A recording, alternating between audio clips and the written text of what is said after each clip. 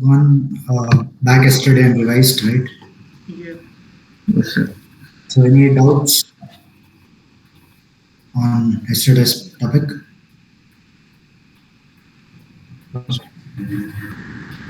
Right, okay. Come to page number 318.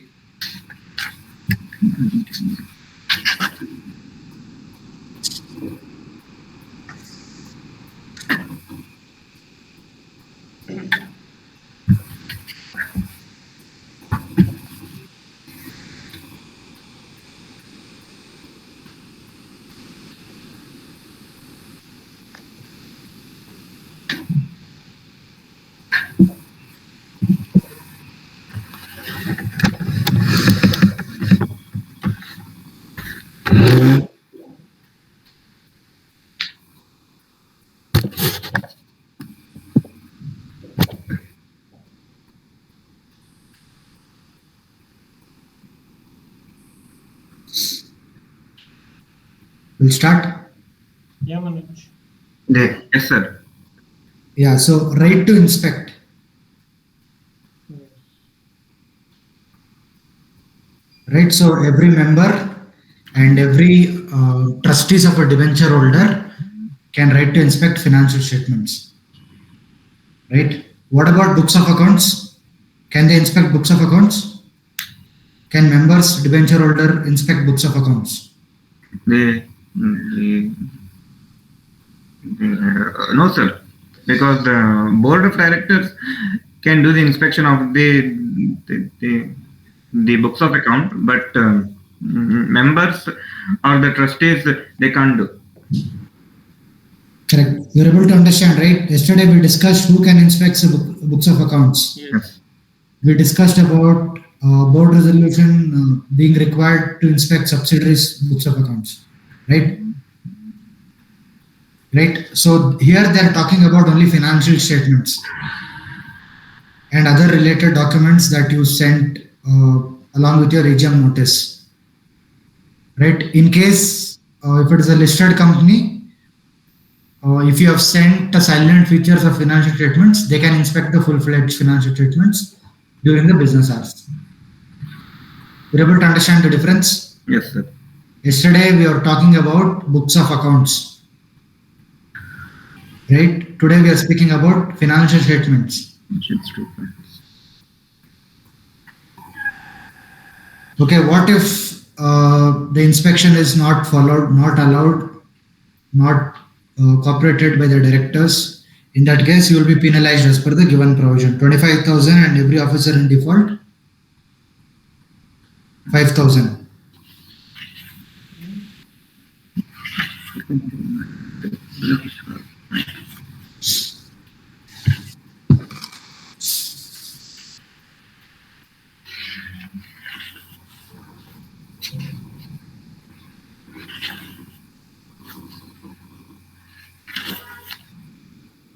Okay, come to page number 319. Copy of financial statements to be filed with registrar. Yesterday we have discussed this. Yeah. Right, form AOC4. Okay, if consolidation is applicable, then you need to file additional form, CFS, AOC4 CFS. So two forms you will file, one standalone, that is AOC4. If it is CFS is applicable, then AOC4 CFS. AOC4 CFS. Okay, within 30 days from the date of AGM.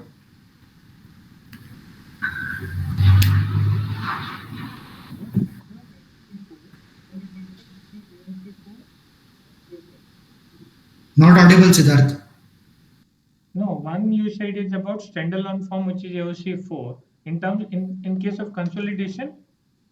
AOC4 CFS. Okay. Yeah.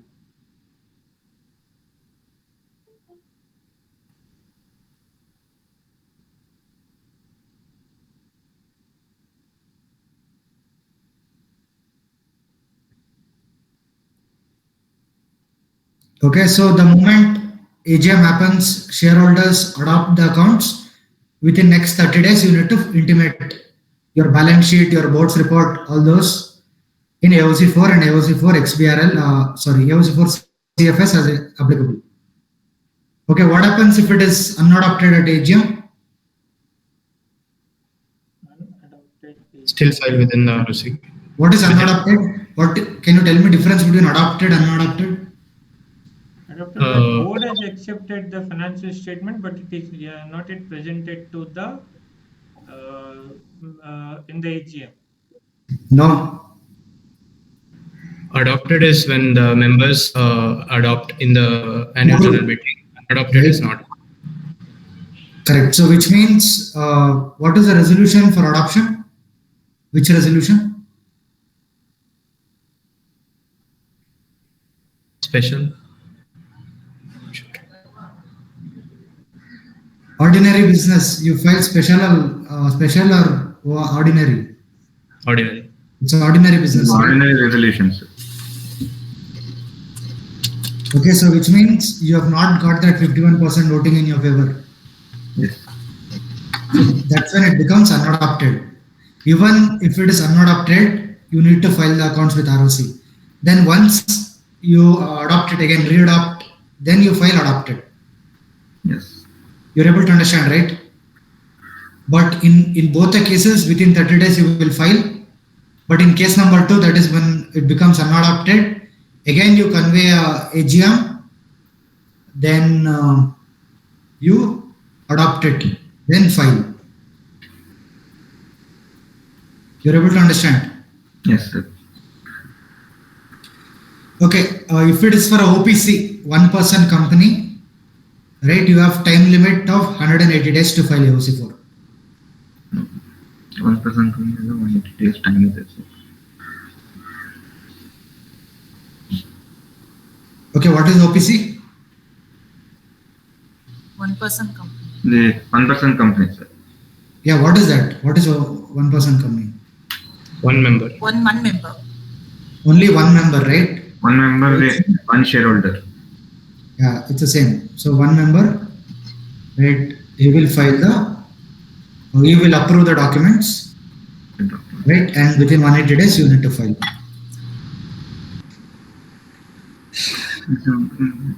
Okay, come to rule number 3, XBRL. Where, Manoj? Rule 3, page Named Rule 3. Page number? 319. Okay.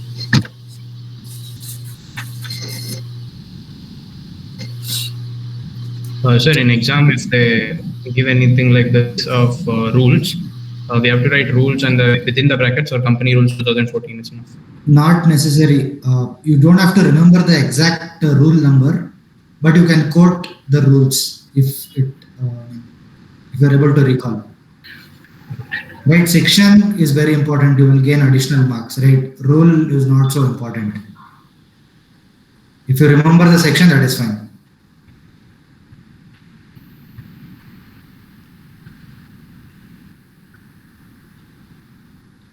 So look at the applicability of AOC for XBRL.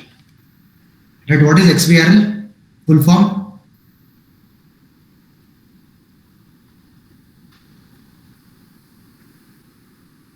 Extensible business language. It is a kind of a tool, right, wherein you report on basis of that tool, right? Because you look at this category of companies that are required to submit AOC for XBRL.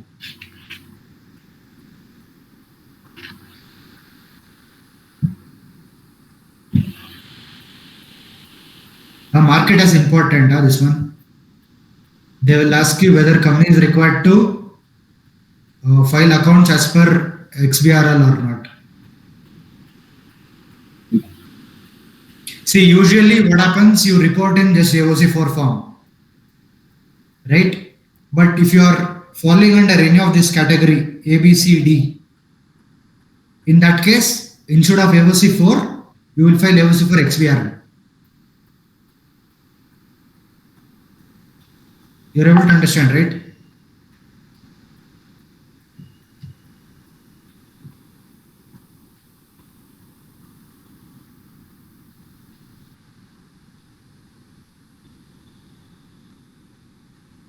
It's a kind of a tool wherein it is generated in XML format, right? So if you download and check, you can easily read the financials.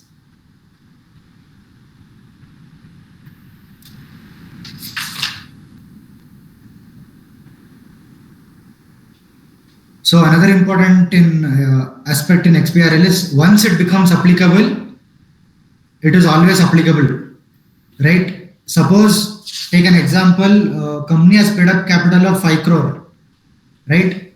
Tomorrow it has reduced. Now the paid up capital is 3.5 crore. Does not matter. It needs to continue to file in AOC for XBRL.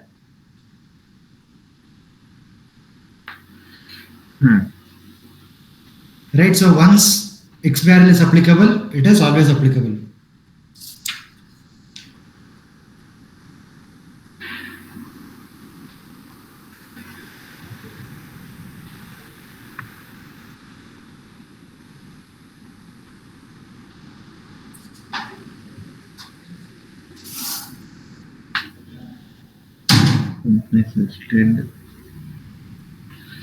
Companies listed with stock exchanges in India and their Indian subsidiaries. Companies having paid up capital 5 See, it is given in page number 320. 100 crores is also below, which are required to prepare the financial statements in accordance with companies.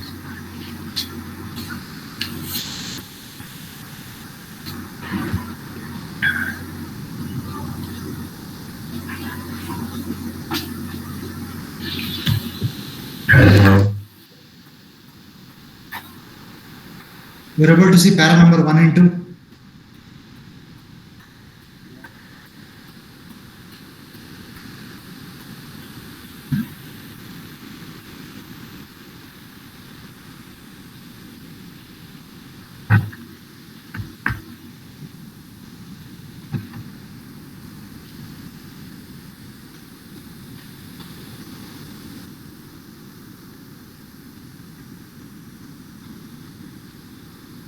Okay, come to NAFRA, National Financial Reporting Authority.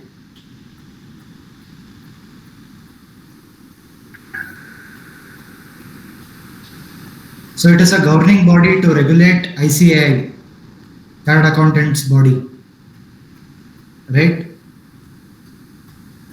So what does NAFRA do is they recommend this accounting and auditing standards to central government. They keep a watch of behaviors of chartered accountants. Any misconduct and all those things are reviewed by NAFRA.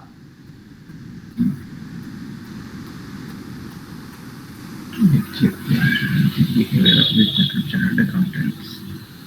Behavior level conduct of accountants and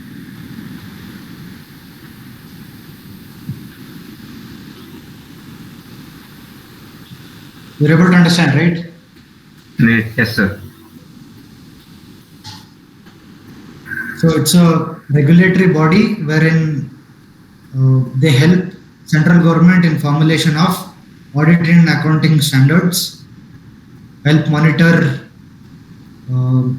professionals from the ICAI, right? Their misconduct and all those things, right? They help the central government in regulation.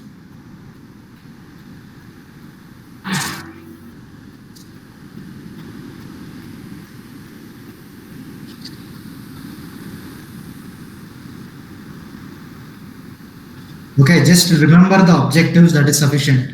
You will not get any questions from this.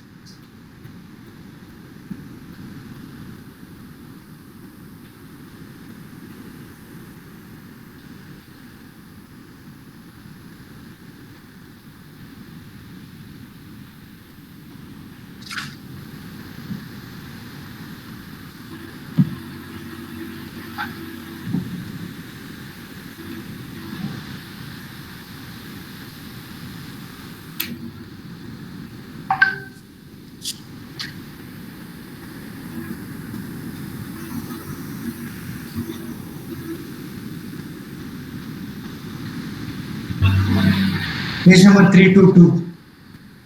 Central government to prescribe accounting standards.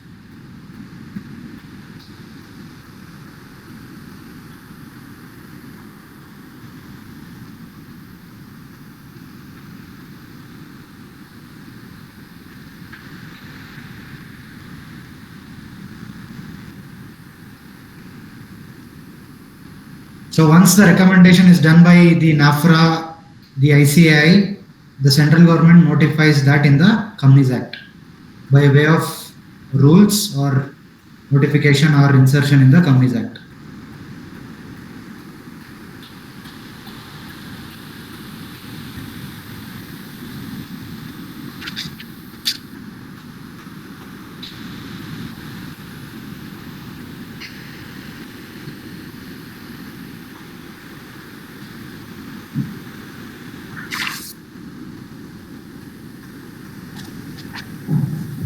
Page number 323. This is very important. Applicability of Ind AS.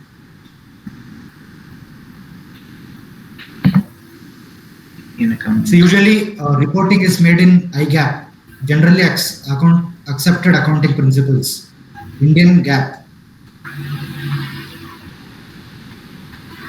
right? So from Indian GAAP, when do you migrate to Ind AS? There is applicability. Once you trigger the applicability, then mandatory you need to report your financial statements. That is your Schedule 3 as per Ind AS. As per Ind AS. Generally reporting is done in IGAP. Generally accepted accounting principles.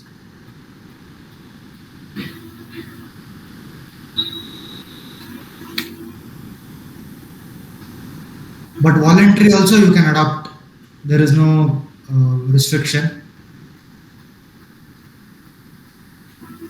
So practically what happens is, look, for a company is going for an IPO, right? The ICDR regulation says you need to give data, that is restatement accounts as per Ind AS and readjusted as per ICDR regulations. So if a company is planning for an IPO, what they do is, even if it is not mandatory, they try to adopt Ind AS because the restatement becomes easy.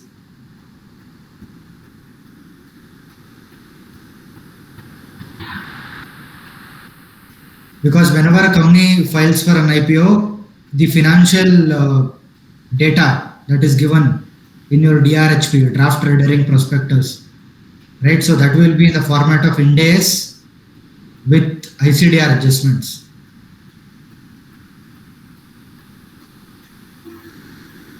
So just imagine if company was following IGAP, from IGAP it needs to migrate to Ind AS, that is adjustment has to be made to Ind AS, from Ind AS then ICDR adjustments.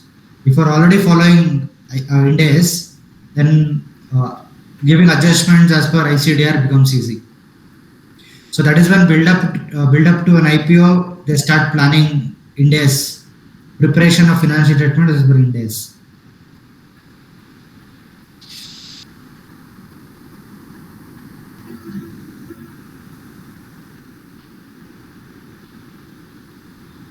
Look, which all companies are required to comply with Ind AS mandatory in that applicability point number 2, mandatory basis. Please remember this. Mandatory basis. Rule 4, sub rule 1,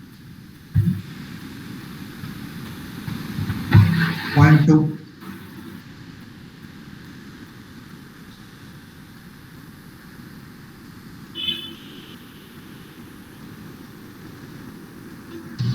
What are sweat equity shares?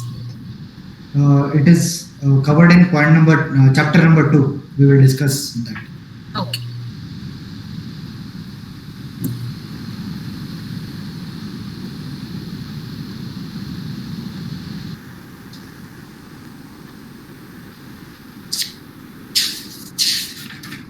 You just have to remember the point 1 and point 2. Sorry, 2 and 3. 4, 1, 2 and 3.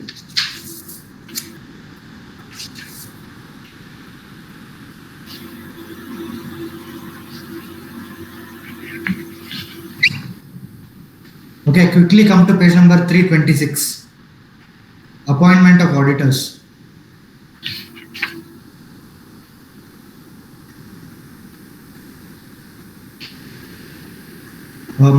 Mark this as very, very important.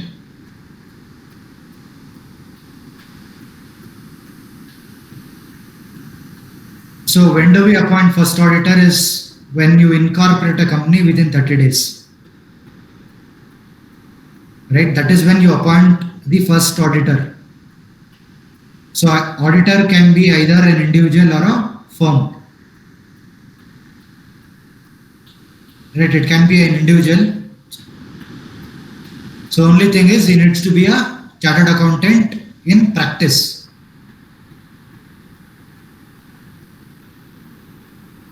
If it is a firm, a partner needs to be a chartered accountant who's signing the balance sheet. So when do you appoint a first auditor? The incorporation of the company, 30 days of the incorporation. Within 30 days from the incorporation, right? So tenure of first auditor is up to the first AGM. Please write down tenure of first auditor, that is board appointed first auditor, will be up to the date of first AGM.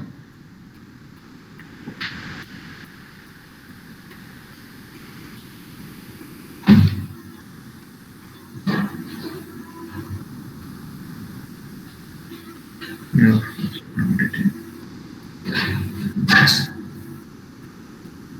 You're able to understand?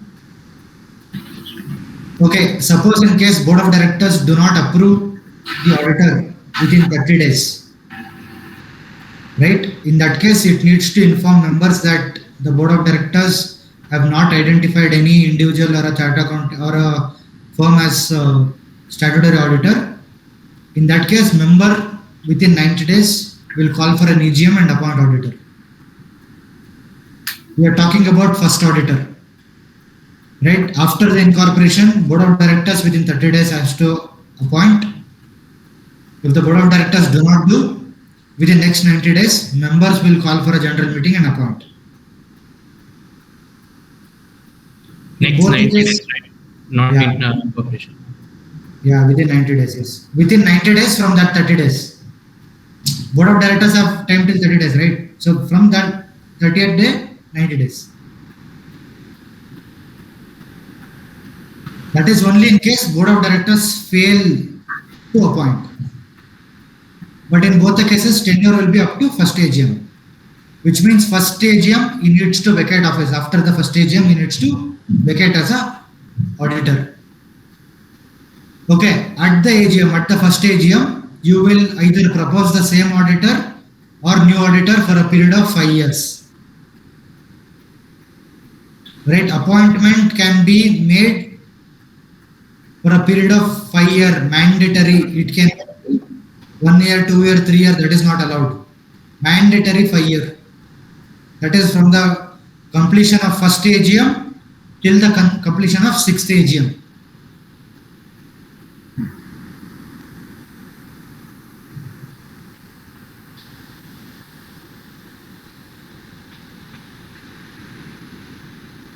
So likewise after sixth AGM, then from the likewise every 5 years goes on. You're able to understand, right? Yeah, but no, here the question is like first AGM after either the same auditor or the same firm will be proposed or a new firm will be proposed, whoever will be taking off the position of the office for the next 5 years. But is there any kind of restriction that to a number of time only that firm or that auditor can be appointed, or it's like Yes, we will discuss. We will discuss the mandatory rotation of auditor. That is in my next topic. But till now, are you able to follow? yeah. Yeah, yes, sir.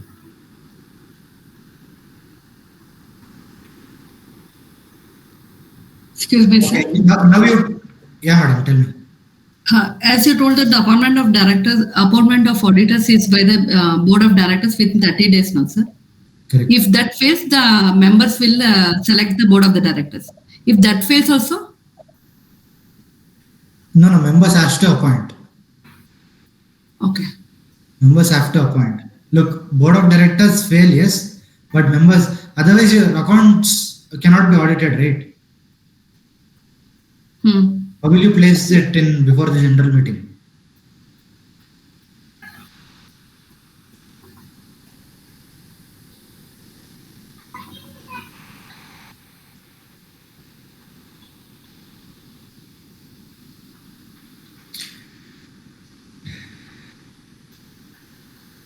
Okay, till now, any doubts on auditor appointment? This is very basic. Please But don't in get that this. case also, he has to satisfy that he has to be qualified with the chartered company secretary or chartered accountant course. No, Other no, than no, so. only CA.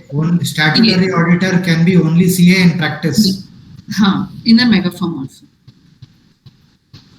Yeah, we'll check the eligibility later going forward. But as of now, I want you to be clear on the concept, appointment concept.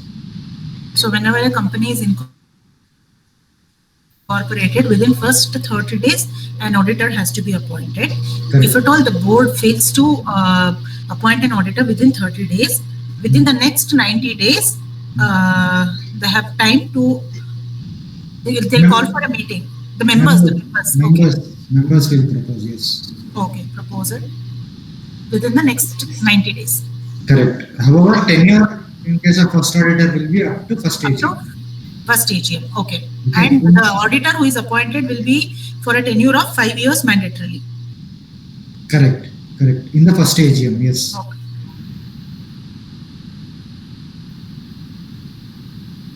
Right. So now, how the auditor is selected? How the auditors are selected? Who selects them? The Audit committee. Audit committee. You remember the points of audit committee? yes, sir. Right? Appointment, recommendation of appointment, remuneration of statutory auditor to the board of directors, right? Right. Start connecting these points. Audit committee, in case of this matters, that is why, look, out of all the committees, your audit committee is the most powerful committee. Why? Because they deal with your auditors. They deal with financial statements, right? The numbers. You're able to understand, right? So they make a recommendation to the board, which means they would have done the clear analysis on why I need to select so and so person as a auditor. So usually these big guys, big listed companies, they only prefer big fours. Okay, big fours are your Deloitte, PwC, KPMG. EY, yes. Right. So because they have a huge team, they have a huge network, when their quality is good, that is when they prefer this. If it is a small mid-sized company, they prefer a mid-size or an individual being a chartered accountant. You're able to understand, right? Suppose company is not required to mandatorily appoint audit committee, need not constitute audit committee. So which means size of the company is small. Not necessarily you go for a big four as an auditor, right? Or a medium firm or an individual can be proposed as an auditor by the board of directors. Right? Again, it depends to the company on who should audit the accounts. Audit committee. You are able to understand, right? Yes, sir.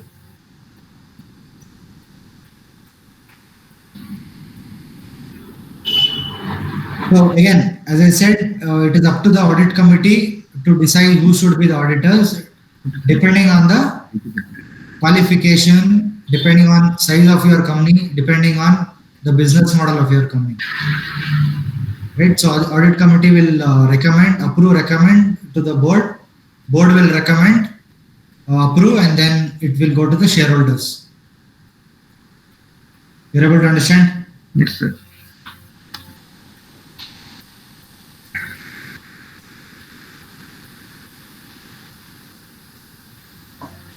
Okay, come to the condition for appointment, that point. So before this audit committee recommends to the board, they need to obtain certificate from a chartered accountant. Right? From a director, what do we obtain before his appointment? Consent. Consent, right? Yes, sir. Okay. Consent. Consent name. What is the consent letter name? 14. No, that is a form you file. DR2. DR2, consent to act as the director. Right. Similarly, before appointing a stat auditor, right, you need to get a consent Consent. Okay. Along with the consent, he needs to submit eligibility certificate. Eligibility stating 4 points A, B, C, D. PCD.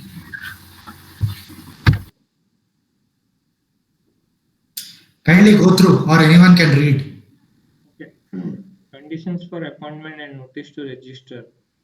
Rule 4 of the Companies Audit and Auditors Rule 2014. As per second proviso of Section 139, subsection 1 of the Act, read with Rule 4, stipulates that written consent of the auditor must be taken before appointment. The auditor appointed shall submit a certificate that the individual oblique firm is eligible for appointment and is not disqualified for appointment under the Act, the Chartered Accountants Act 1949, and the rules or regulations made thereunder. The proposed appointment is as per the term provided under the Act. The proposed appointment is within the limit laid down by or under the authority of the Act. The list of proceedings against the auditor or audit firm or any partner of the audit firm pending with respect to professional matter of conduct as disclosed in the certificate is true and correct.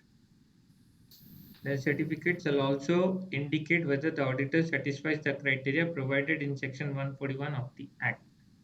Okay. You're able to understand? So auditor needs to give the certificate. Point number one, not disqualified. Right? There are scenarios wherein it says so and so person cannot be appointed as a statutory auditor.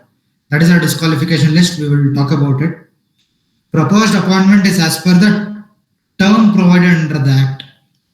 Now the Act says, right, mandatory for a firm you can have 2 tenures. That is 5 plus 5, maximum 10 years. Right? You remember independent director concept 5 plus 5? Yes. Yes, sir. Similarly, there it could be lesser also. Okay. Correct. Correct, right? So here mandatory 5 plus 5, then cooling period. That is called rotation of auditor. Right, so that is what it is saying, term. For an individual, maximum 1 tenure, 5 years. 5 years. The rotation.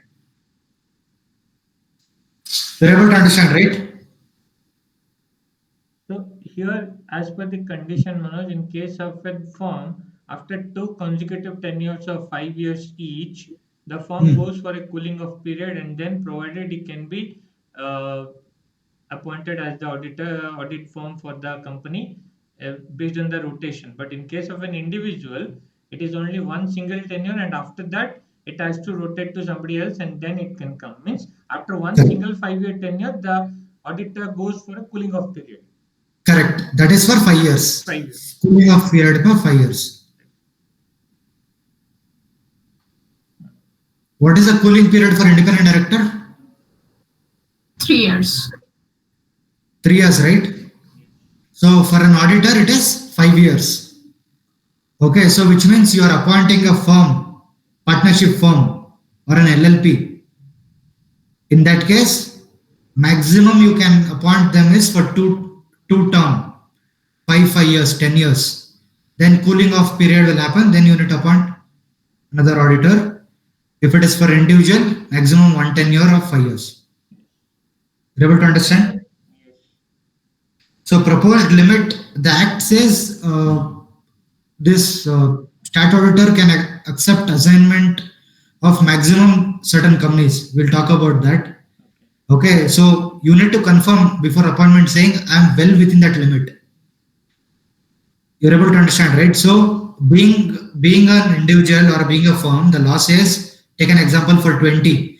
Maximum you can audit for 20 companies. So you need to confirm, yes, I am well within the 20 limit. Same as the number of limits on directorship. Exactly. When Yes. you have 20, you cannot be more than that. Here Yes. also that's Yes. it. Yes. Here also we'll talk about it. I'm not sure either it's 20 or 50, right? Yeah. Okay. Any pending proceedings? Okay. If you look at IL and FL, there was a company that has gone in for scrutiny from the central government. So on recommendation of NAFRA, the central government had debarred the auditors. So whenever they want to take appointment in next company, they need to disclose this, saying this is the proceedings that has been pending against our firm or a individual. You're able to understand, right? Yes, sir. Okay. Now, for a government company, whenever it incorporates a new company, who appoints the first auditor? CAG. Please remember, page number 328. Comptroller and Auditor General. Page number 328. First paragraph. Within 60 days. If they fail, then the board of directors will appoint within next 30 days. If they fail, next 60 days by the members. Look, these two things very, very important from exams perspective. You need to remember the timeline. Okay. Our auditors, first auditors appointed in case of government companies. Our first auditors appointed in case of other than government. So other than government company, we discussed. Process is simple. But for a government company, CAG appoints them within 60 days. If they fail, board of directors within next 30 days. If they fail, then the members will be within the next 60 days. Yes. So what's the company? Yeah. Kushal. Government CAG and the Comptroller and Auditor So General. page number 328, first paragraph. The board of directors on a 30 days will appoint after all those elections. ಆಗ members 60 days ಒಳಗೆ ಅವರು appoint ಮಾಡಬೇಕು. Extraordinary general meeting shall hold office till the conclusion of first annual general meeting. You're able to understand? Yes, sir. This is CAG becomes applicable only in case of government companies. Please remember. Right? So in audit committee, practically what happens in case of government companies is you have an audit committee, right? They accept a bid, quote from audit firms or quote from individuals, right? Basis that quote, whoever quotes the bids the least amount of money, usually that is how the auditors are appointed.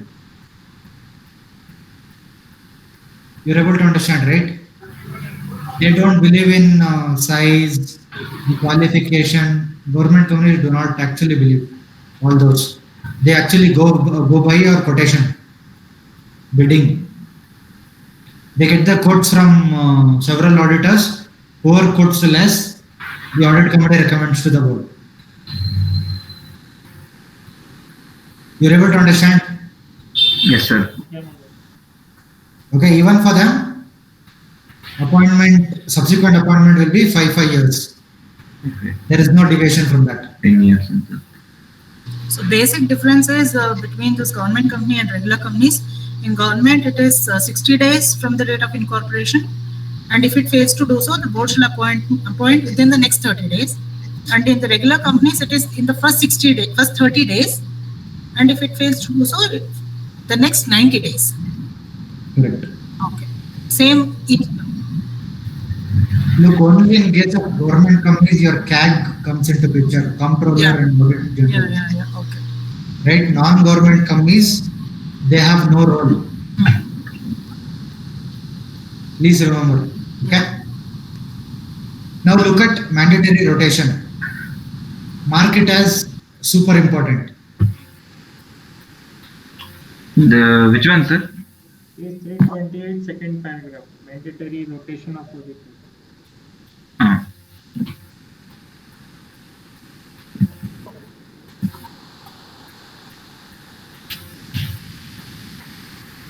So which means if you are falling under this category, the rotation, mandatory rotation, that 5 years cooling period, then it becomes applicable. Otherwise, if I do not fall under this, I can have single auditor continue forever. You're able to understand. First 5 years I'll appoint, say Kushal as an auditor, right? Next 5 years I will appoint him. Next 5 years, that can go on, provided I don't fall under this mandatory rotation provision. If I am falling under mandatory rotation provision, then as we discussed, for a firm it is 2 years, for an individual it is one term 5 years. Term 5 years. Permit to Yeah, please read out this rotation provision because it's very important. Alright. Okay. Yeah, you can just read through this rotation provision.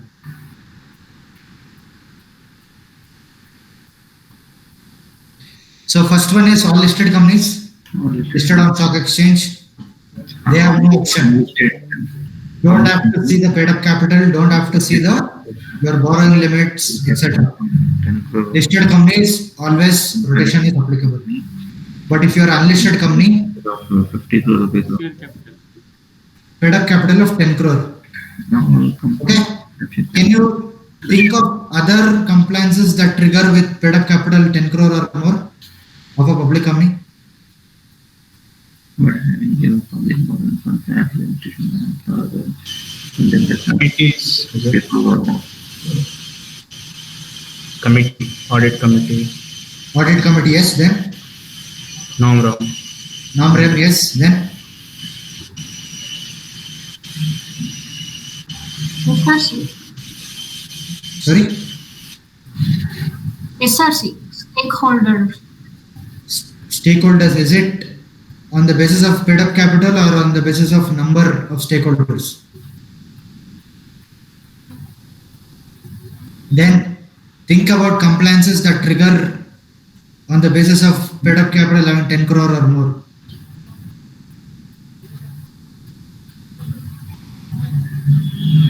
Capital.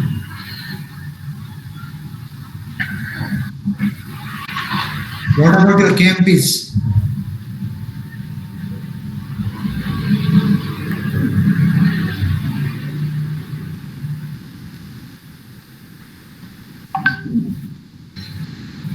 What about your independent directors?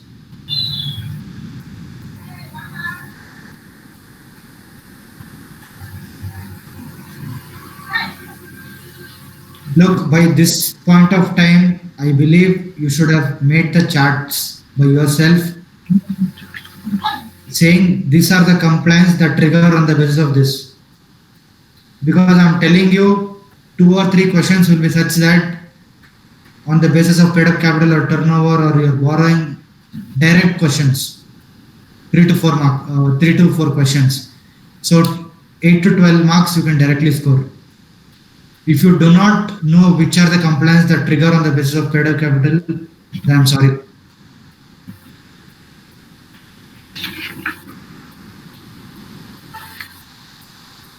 Take a plain paper, start writing, this is the compliance, this is the limit, this is what the requirement of the law is. Right? Start going through that on a day-to-day basis. Just have a glance of it. That will stick. You don't have to recall if you start looking at that on a day-to-day basis. I've told this multiple times.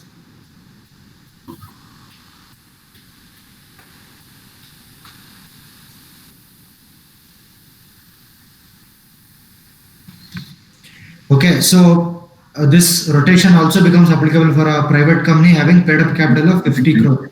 Look, usually we have seen private companies being exempt from a lot of compliances, right? Your audit committee, NAMREM, your committees or independent director. But for rotation perspective, if it triggers paid up capital of 50 crore or more, you need to have a rotation. Otherwise, you can continue, have the same auditor. Same audit. Okay, provided again, the auditor has to submit a declaration under 141. The consent letter and eligibility certificate each time is being appointed.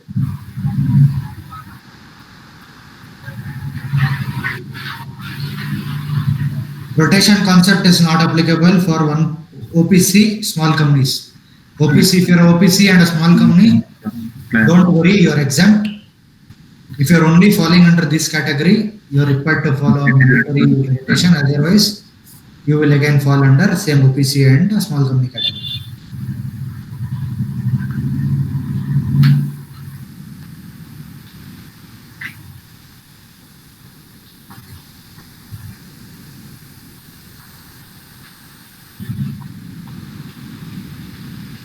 You're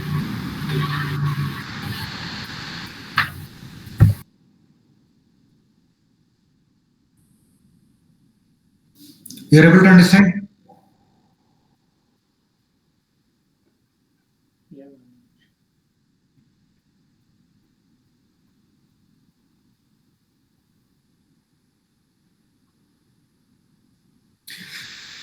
Okay, take an example. There are two partners, right? Say Kushal and Nagendra are partners, chartered accountants. Company has appointed them as stat auditors, right? Say under the name K and N Associates. Okay, now they fall. The company falls under mandatory rotation. They both are CS signing partners. Okay, now mandatory they need to go for a cooling period of 5 years. Now what the law says, these guys partners, if they're having common firm, common partners, in that case you cannot have them as a signing partners for a next term. So which means Kushal and Nagendra have set up a different firm, or they are the partners in partners somewhere else. That firm also you can't appoint because common partners. So mandatory meaning you can't have a same link association for the next 5 years. You're able to understand, right?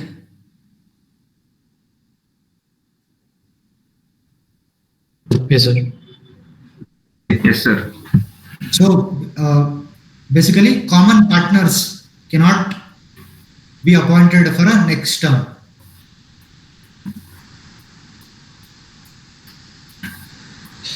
Okay.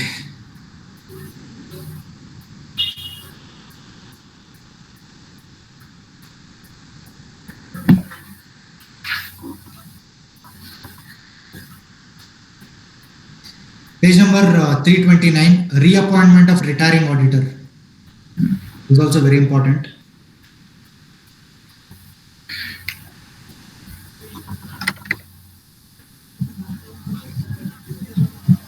So this is in case of second tenure for firm,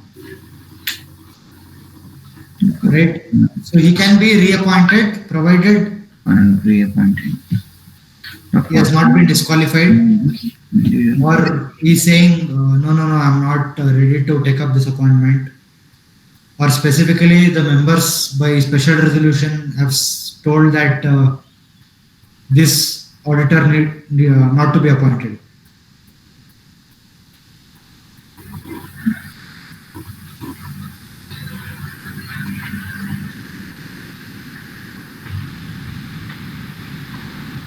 Okay, take an example in annual general meeting. You have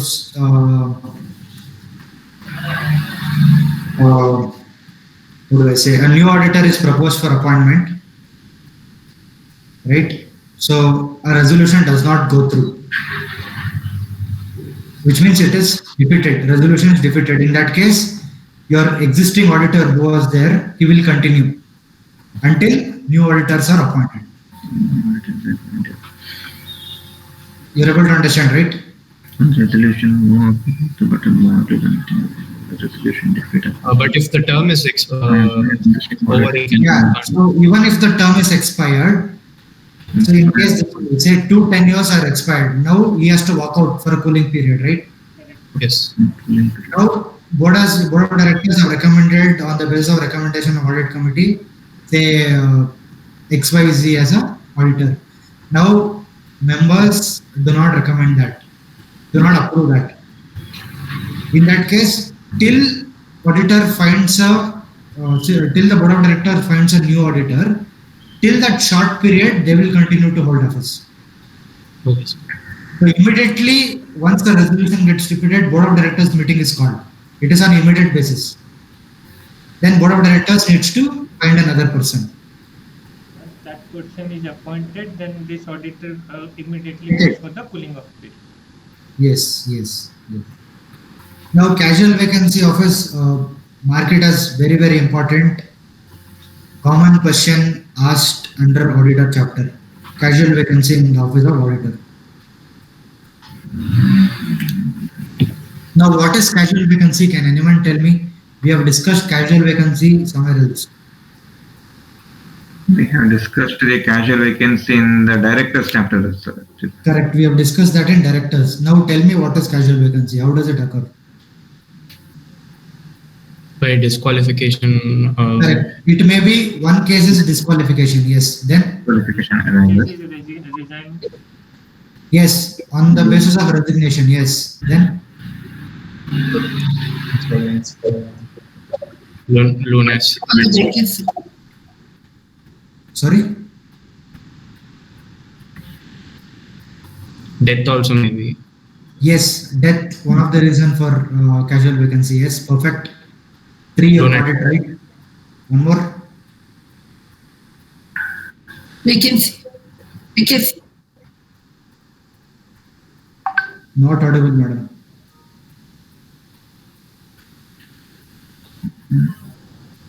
In this clarification. If there are many reasons for director. If he has not paid up his called up money. No, so all those are leading to disqualification. So here we have already covered disqualification, right? So Yeah. those were points leading to disqualification. I don't want those points. I want what he said as disqualification. Yes. Here also there is a disqualification clause. Yes. Death. Yes. Casual vacancy. Resignation. Yes. There is one more important you are missing out. Please recall directors. How can? Yeah. Removal. Removal. Well, Correct. Right. That is also one of the cases for casual vacancy. So, can you repeat these 4 points? When does a casual vacancy occur? when there was the disqualification, No, 1 minute. 1 minute. Madam, please on your camera and speak. Right. Or whenever anybody is speaking, please on your camera. whenever there is the disqualification, Correct. 1. Yes. and whenever there is the resignation, Yes. and suppose the director is no more actually, Yes.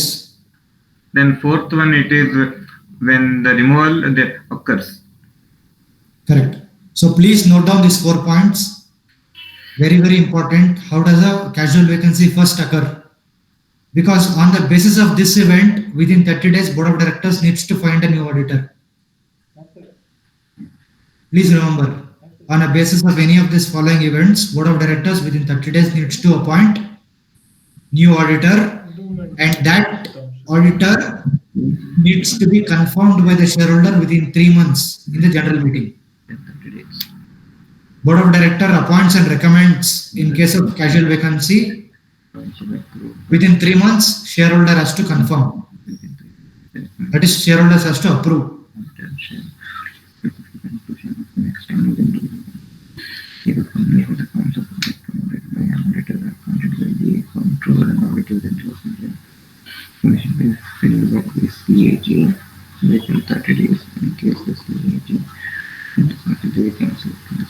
In case of government control companies, CAG appoints within 30 days, CAG fails, board of directors within next 30 days.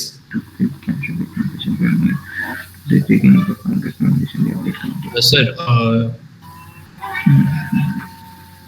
one doubt. Yeah. In government companies, in appointment of subsequent auditors, there was a point where within 180 days of the next AGM, start of the year, that's it. The CAG appoints. But what is the tenure for them? 5 years. 5 years. Yeah. Sir means in the sir means for the auditor, for the individual it is 5 years. Well, so whatever you are referring, right, that is when this act was made. That is 2014. So on that period, if the existing government companies were there, they had a time limit of 180 days to appoint. Oh, okay. Yes, sir. Got it. Understood. So now it's not applicable at all. Not applicable. That is initially when the law was made, government companies which were in existence, in that case, you had 180 days time. Yeah, Nagendra, tell me. Sir, means the means for the tenure of this the auditors for individual means it was then 5, and for the firm it is 10 means. Why, sir? For individual it is 5, and for firm it is 10. Why, sir? Individual, look, only you're auditing, right? Yes, sir. So take an example. Why this okay, you tell me the logic for why rotation of independent directors was there in first place. Means the after the completion of the first term of the independent director, then he has to go to the the pooling period. Then after completion of the pooling period, then he will get the appointed as the independent director for the second term, actually. That's correct. I'm asking logic. Reason being why there is prescription of cooling period for independent directors. Why not?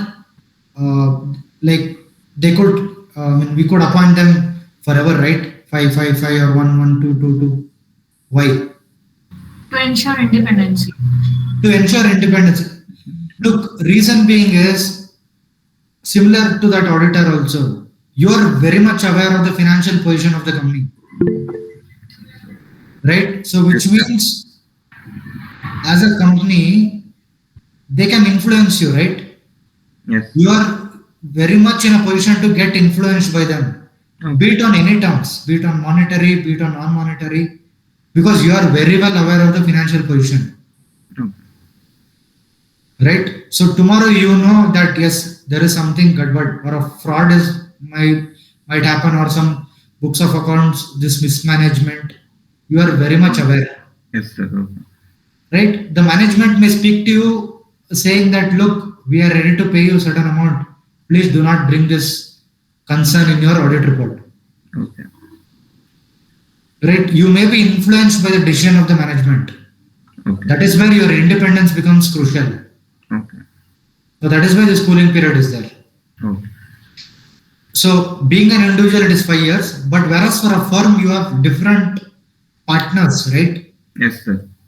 So in that case, it is very difficult. Again, even that case, it is possible, but you have multiple partners. So that is why they have given 2 years. Okay. Two terms. I mean, 2 terms. Okay.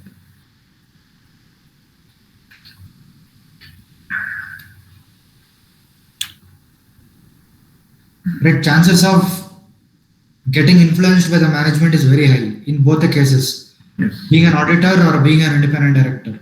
Okay. So that is why this rotation. Okay. However, if the rotation provision is not applicable, then okay, law is only not mandatory, then you can continue. Okay.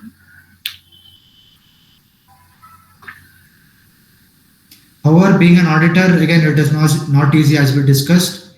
You are regulated by your governing body, ICAI. I see. ICAI again is regulated by NAFRA.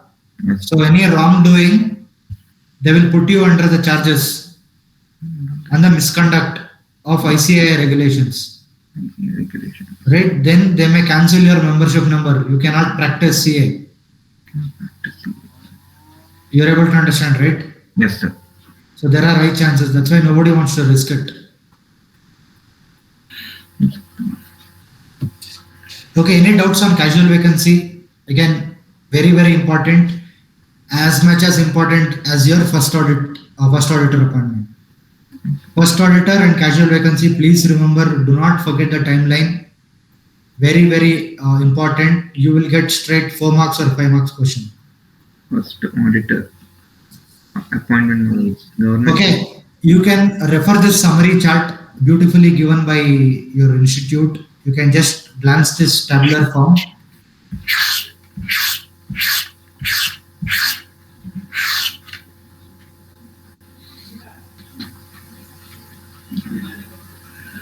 ICI,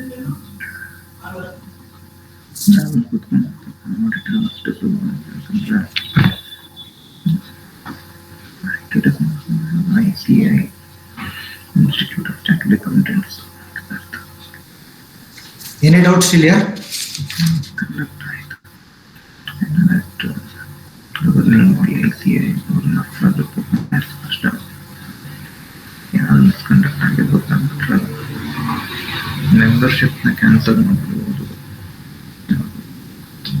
Any doubts? We'll move forward. Come to page number 331. Powers of tribunal. Number membership cancel ಆಗಬಹುದು. Practice Nagendra, you can mute when you're revising it.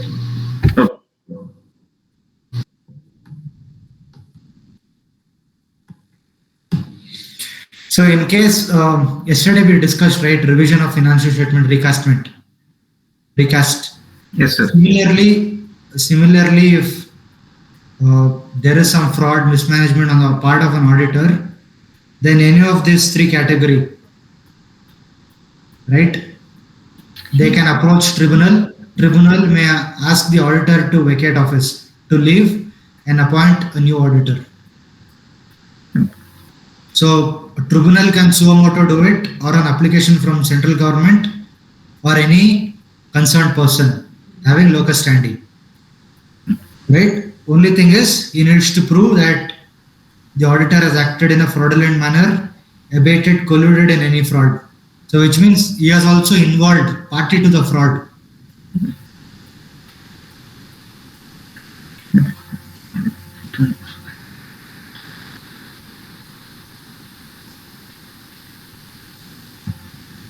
So what is the timeline that is given? NCLT on an application being made within 15 days from the receipt of application. Okay, and order that the auditor should stop functioning as an auditor and replace him with another auditor.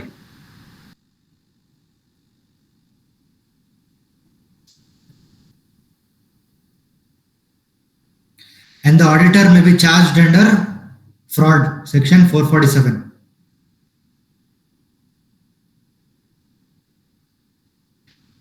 And his membership number may be cancelled for the period of 5 years, disqualified.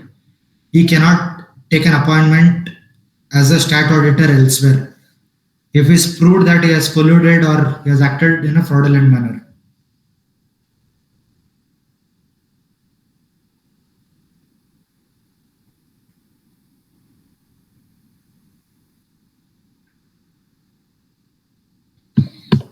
Okay, Siddharth, please read out the last para. Yeah, Manoj. Which one you're telling, Manoj? Powers of tribunal. Powers of tribunal. Yeah, just a second.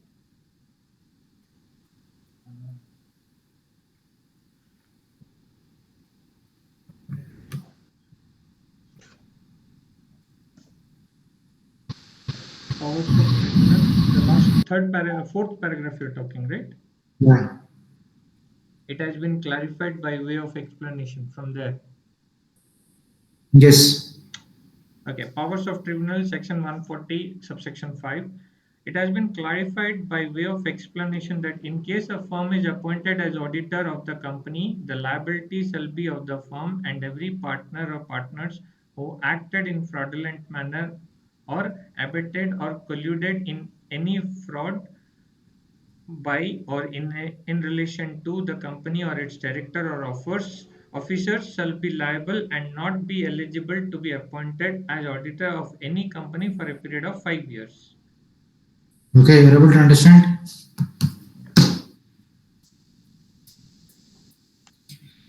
And one more thing is form ADT 1 for appointment of auditor. Right, we discussed, right, appointment. So within 15 days, you need to submit the details of auditor to ROC in e-form ADT 1. Of appointment, 30 days of appointment. 15 days.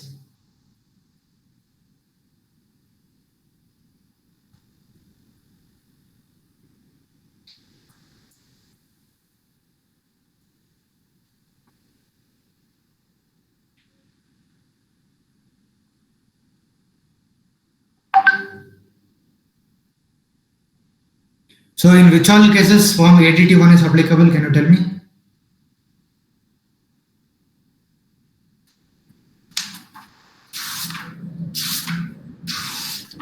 Initial auditor, subsequent auditor, government company. First auditor within 30 days of appointment, then within the date of appointment, next within 15 days you will file. Yes, then? If government company CAG appoints within 15 Correct. days. So government companies, yes, there also will file. Yes, then? That's it, right? Or if the members don't appoint, if the board of directors don't appoint within members 60 days, right? After 60 days, 160. Correct. That is also one case. Yes, then? If CAG don't appoint, board of directors appoint in. Yeah, that is fine. That is in case of first auditor. Then subsequent? Subsequent, yeah, next. In the AGM we will file. After AGM? Then in case of casual vacancy we will file. Yes, right. Casual vacancy or also you are appointing new auditor, right? Yes. So in 3 cases you will file.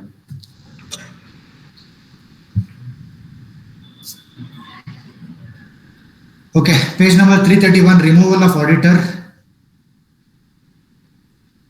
Right, I want you to recollect the provision for removal of director.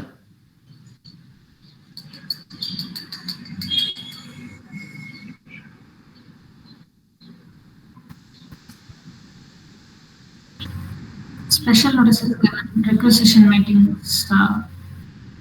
Correct. So special notice needs to be served, requisition number needs to be fulfilled. Then you need to pass which resolution? The special resolution. No.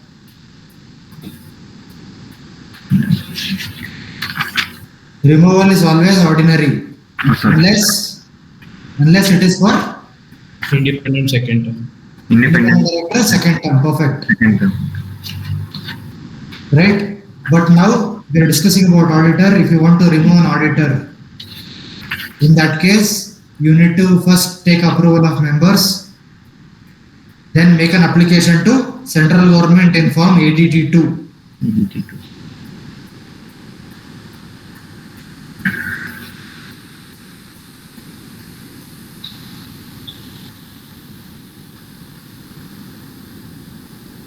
Again, opportunity of being heard shall be given to the auditor.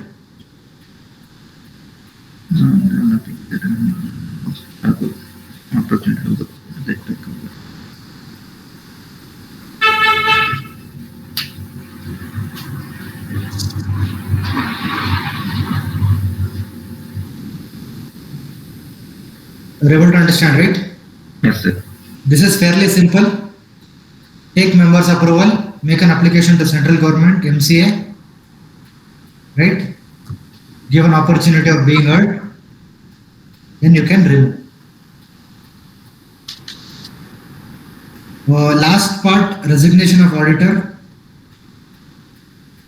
ADT3. So wherever auditor resigns, then you need to file ADT3. Resigns. Resigning.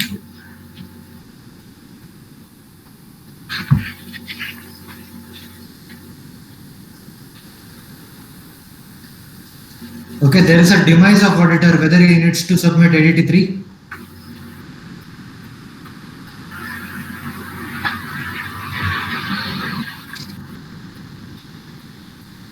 Yes or no? The question is no more how you will submit ADT3. Exactly, right? So only in case of resignation. Please remember. So again, that is an individual part of an auditor. Company is nowhere concerned, right? It is a duty of an auditor whenever he resigns, he needs to submit ADT3. But from a company's perspective, what is the responsibility?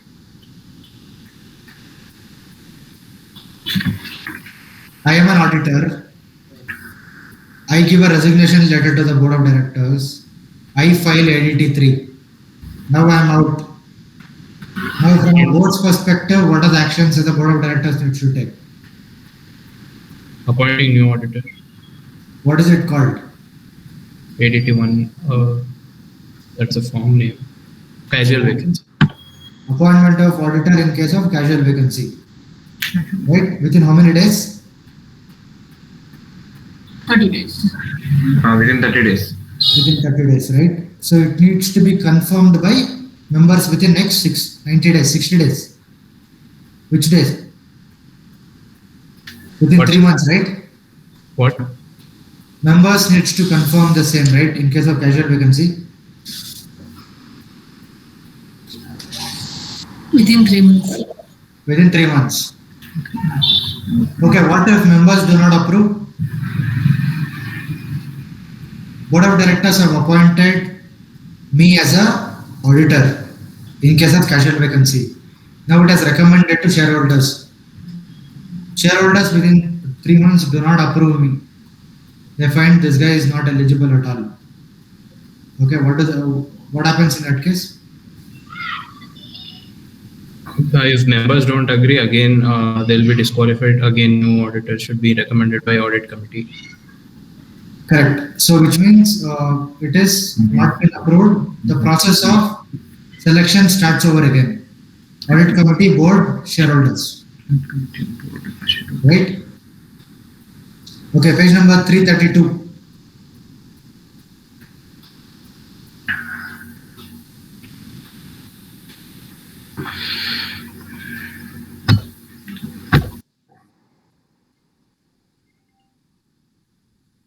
Yeah, hi.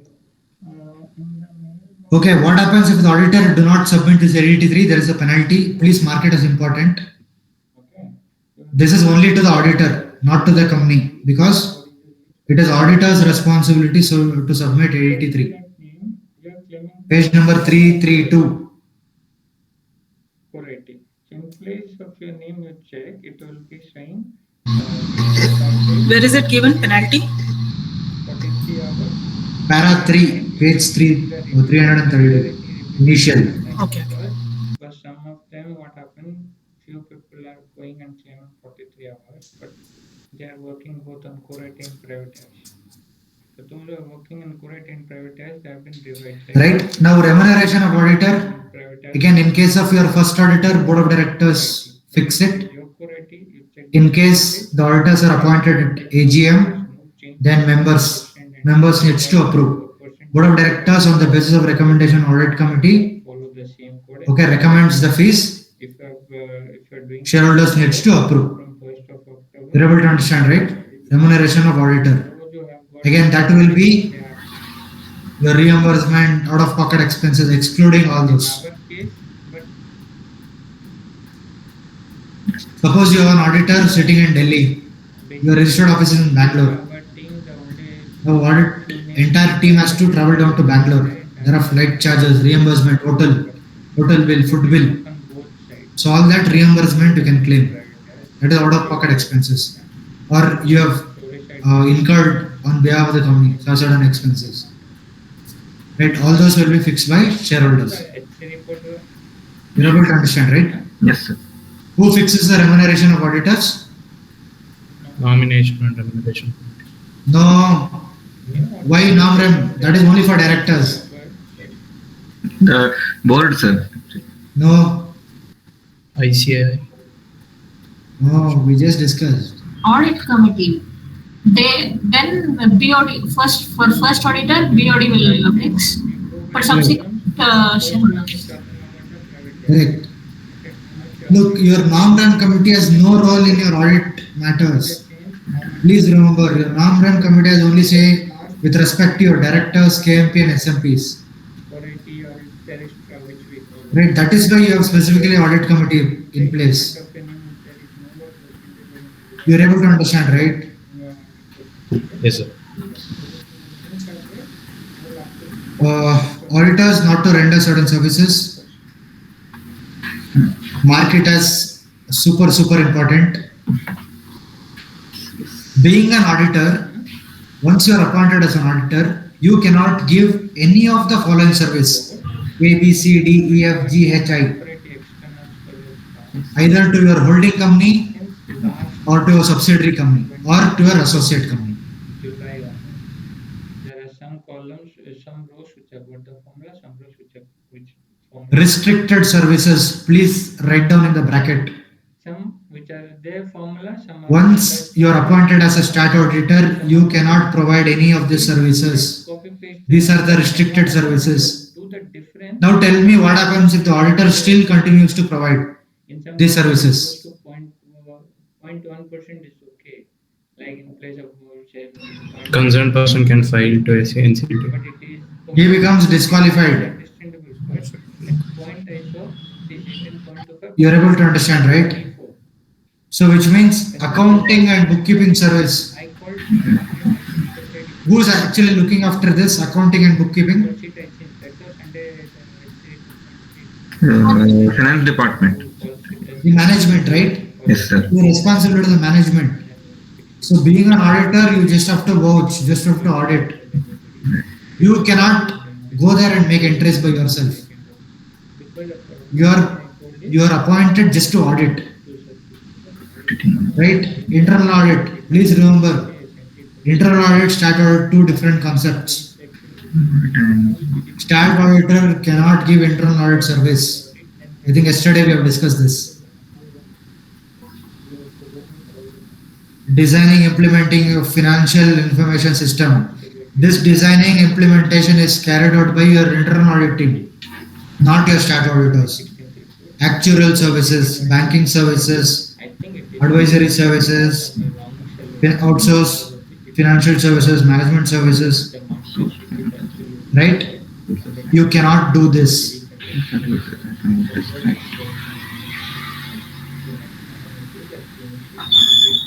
You're able to understand, right? Yes, sir. Now, this we discuss negative. Now, take an example. I am appointed as a stat auditor. There are certain services over and above this, which are not covered under A to I. Right? In that case, I need specific approval of board of directors to carry out that transaction.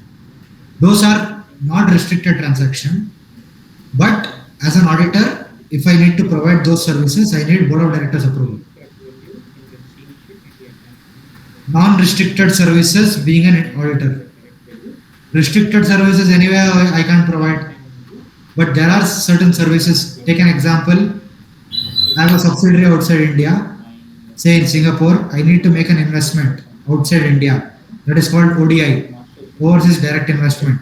So in order to make that, the bankers, the RBI will ask me, independent directors, the statutory auditor's certificate. In order to issue this certificate, I need to take board of directors approval. Right? This is the over and above services as a stat auditor. You are able to understand, right? Please remember, being an auditor, either to the company or to the holding company, to the subsidiary associate, you can't provide any of your group companies, any of the services. Tomorrow in the exams, you will get a question saying, okay, there is an auditor who is appointed in XYZ Limited. Now, holding company requests this auditor to provide bookkeeping services or actuarial services, advisory services. Please advise. Not possible.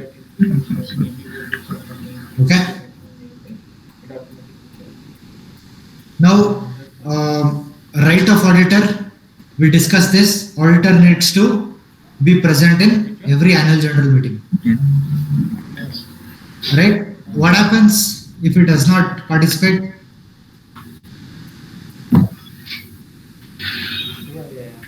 Can he take a leave of absence? You're talking about the capacity. Or is it necessary that only CA has to be present or a partner only has to be present at AGM? Just finish it up before I talk about it. I'll take the full sheet and going for the tomorrow after tomorrow start following that sheet and try to Okay, first of all, does I need, as a company, does it needs to give a AGM notice to auditor? literally take Yes. Yes, sir. It needs to give, right? Which means he needs to be present at the AGM. Unless board of directors exempt. That is, the auditor says I cannot be present. In that case, company can exempt board of directors. Or the auditor can appoint someone else as an authorized representative who is also qualified to be a chartered accountant, qualified chartered accountant only, Just make sure that the as an authorized representative to attend the meeting. what goes into the first sheet. Right? CA has to authorize another CA. Not a link It can't be any other person. to a form. The first sheet does not have any numbers. Then you can the correct one. Or if you think the master sheet is correct, go and verify that it will be transferred. Every proceed on the master sheet. The master sheet is correct. Okay. Yesterday, what we discussed, who can have access to books of accounts? See, in different sheet you have to put The board of directors, sir. Only board of directors, right? As a part of their rights, only board of directors. Now, for the purpose of performance of the duty of auditor, the law says books of accounts need to be given to them also, other than touching the right? So auditors have a right to access the books of accounts to the extent of providing audit service. They want to do an audit without giving them access to the books of accounts. They can't have access. So that is why these books of accounts need to be given to them to perform their duties Perform the duty. as an auditor. You're able to understand, right?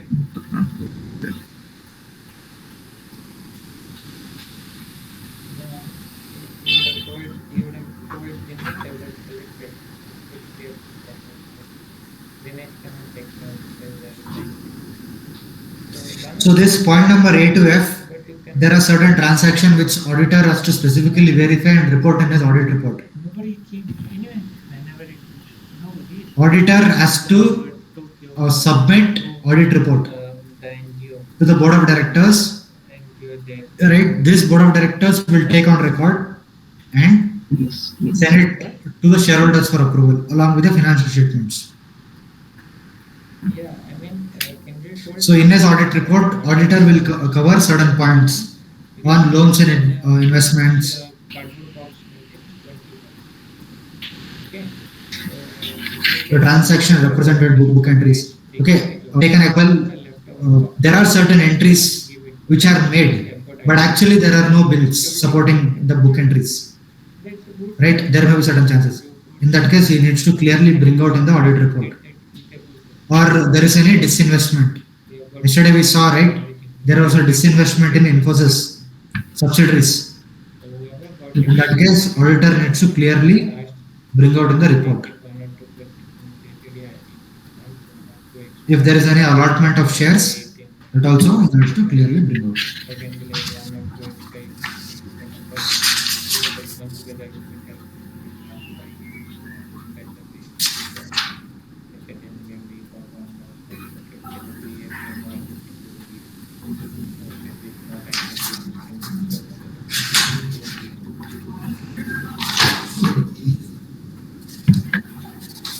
Okay, so please note down the process for this pre-AGM board meeting, wherein the financials and the board of directors approve the accounts, right, before submitting to the shareholders. So first what happens is the financial statements is submitted to the board of directors, right? The board of directors first sign. Who signs it? First is the chairperson of the company, if authorized by the board of directors. Please write down. Chairperson signs the financial statements if authorized by the board of directors, or if chairperson is not authorized, any two directors, mandatory MD if MD is there, appointed. Two directors, right? If there is managing director needs to sign among those two, right? If the company has CEO, CFO, CS, mandatory all the three of them needs to sign the financials. So which means two directors plus CS, CFO and CEO. Chairman also. Chairman if is authorized. So which means if the chairman is there, I'm a chairman. If the board of directors by a resolution I have authorized Manoj to sign the financials, then I will sign. Along with me, who else will sign? Two directors, one is No. MD. Two directors only in case if chairperson do not sign. Okay. CEO, First CFO. category, chairperson if authorized. If there is no chairperson, then two directors. Out of two directors, if there is a managing director in the company, managing director needs to mandatorily sign. Right? So this is compulsory. Then another three categories compulsory. CS, CFO, CFO, CEO. CEO. So that is why it's very important that you start learning terminologies or your entries in the financial statements, because the moment you become appointed as a company secretary, you will sign the balance sheet, your financial statements, because the law is saying that as a CS you need to sign the financial statements. You're able to understand, right? Yes, sir. So this is the process. Now, once the signature happens, it will be submitted back to the auditor. Auditor signs off. This category of people signs off, then given to the auditor. Auditor signs off, submitted back to the board. Then on that basis, he will issue audit report. Signed audit report.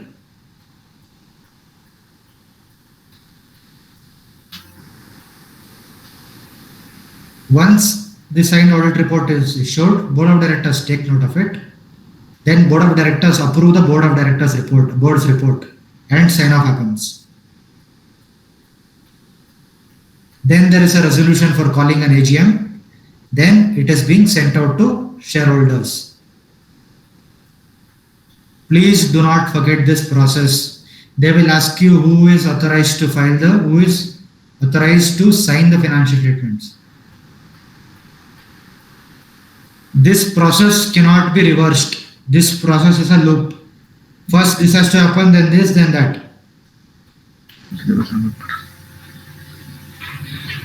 Just once again, can you please tell the whole process? Yeah, if anyone has understood, please repeat. I will correct.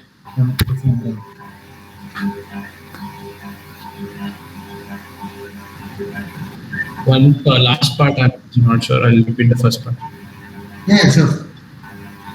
Signing of financial statements is done by chairperson. This is authorized by the board of directors, or it is done by two directors, out of which there is managing director. One managing director should sign. So that is or chairperson or two directors, and then it goes to a CEO if it's a director. Then No, not a director. CFO, CEO, CS, irrespective of holding position of directors, they need to sign.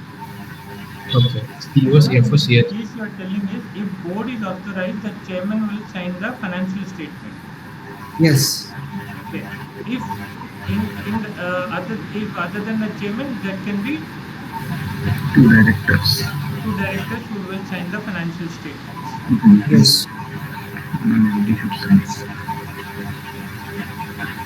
What is the last part, sir? Audit report signature. Yeah, can anyone repeat who awarded?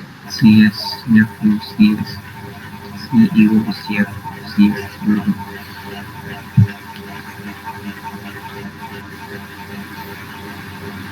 Yeah, anyone? From person. Yeah, from the submission of after signing of financial statements. From that. The auditor has to sign. Correct, which means it is submitted back to the auditor. Yes. Then it has to be submitted to the back to the board.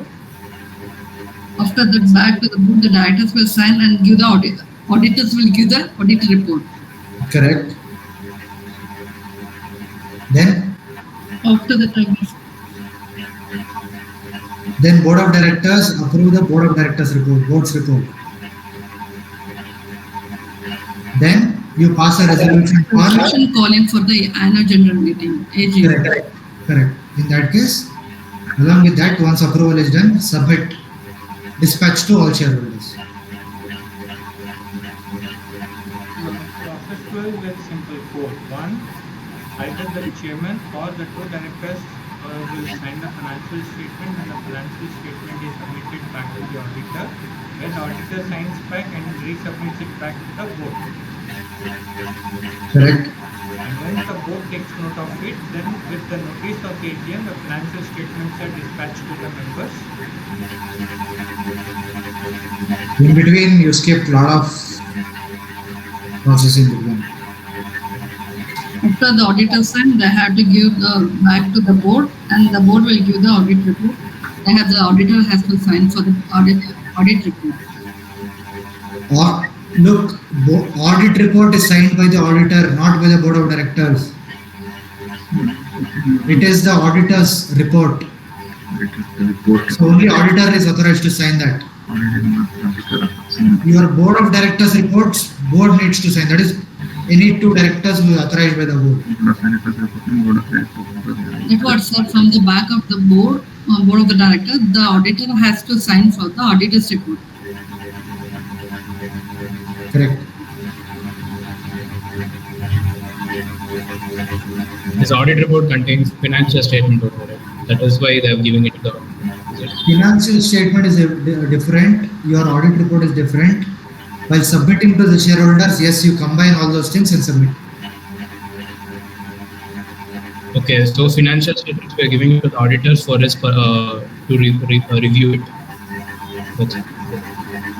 Your financial statements are ready for adoption by the board of directors, right? Yes. Now, how will the directors adopt? By a resolution, right? No, sir. My doubt starts after they sign, right? They'll give it to the auditors, right? Why are they giving? Nagendra, can you just mute yourself? Okay, sir. Yeah. Why are the signed financial statement giving it to the auditors? They have to also sign, right? The financial statements contains the signature of the auditor. Okay. First, the board of directors needs to sign because they are the persons who are preparing the accounts, right? So first, director will confirm that yes, accounts are in line with schedule 3. Then auditor signs off on the financials. On that basis, auditor issues the audit report. Okay. Right? On that basis, if there are any qualifications, you address that in your board's report. And directors approve the board's report and sign off.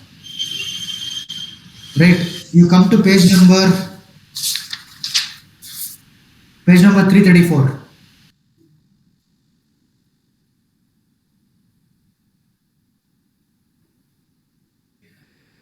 Look at that audit report point.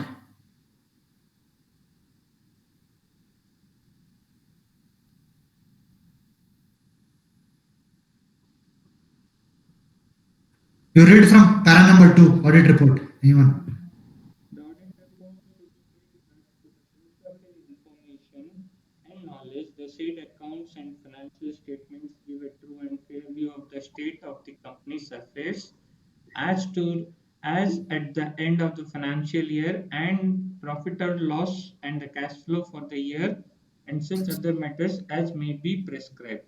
Section 143. So which means in the audit report you look at from point number A to J. He needs to provide his comments on all these points in the audit report. Right? If he is not satisfied of any of these controls provided in A to J, he will qualify the report. Then board of directors needs to address in their board's report of why this qualification is there to the members. You're able to understand, right? Yes.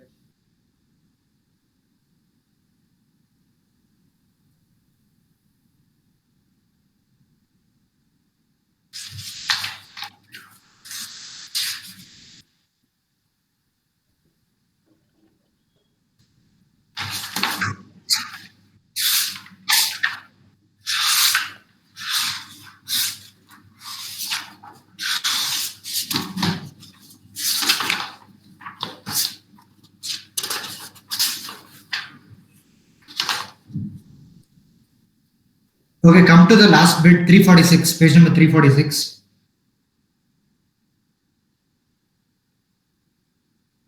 Internal audit.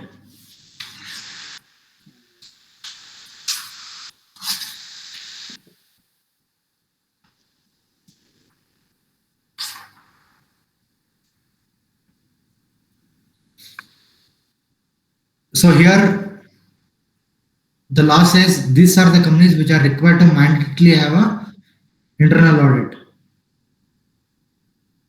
Right, very important from exams perspective. Please remember this limit.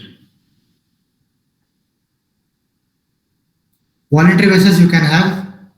Why do you have internal auditors? What is the reason?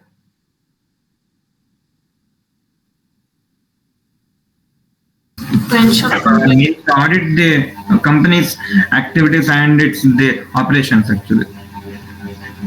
No. To reduce any errors so it doesn't affect the future when the actual statutory audit. Correct. So which means they are there to support the management, right? To bring about good internal control mechanism, right? To detect early frauds and preventions, errors. That is why your internal audit team is there. To support your finance team, support your accounts team. Right? So statutory auditors, what they do, whenever they are auditing, if the internal audit team is already there, they can directly rely upon their report. They will, for a statutory auditor's perspective, it will reduce a lot of work. Right? They just have to rely upon internal auditor's work and start checking on samples. They don't have to go into the depth. Please remember, companies have internal audit, appoint internal auditor, internal audit team, just to have strong internal control systems. What is internal control systems? That is your proper reporting, checking. Suppose today company providing any services, right? Now company provides services needs to receive back the payment, right? Whether services are correctly provided on time, so customer is satisfied, whether you receive the money on time, right? Which bank account you receive, how is the money utilized, which are the vendors you are making payment, what is the time schedule within which you need to make, how is the approval process, who is the approver, who is the maker, who is the checker, who has access to the bank's accounts of the company. All these checks are given in your internal control systems checklist. They are the one tracking. They are the supporting the management. Right? Who can be appointed as internal auditor? Very important. Any chartered accountant can be appointed, or any Cost accountant. cost accountant can be appointed, or such other professional as may be decided by the board to control internal auditor functions. Any other professional. Again, that is not defined. That is not defined. It can be anyone. Only thing is, board of directors needs to feel that yes, he is capable of being appointed as an internal auditor, right?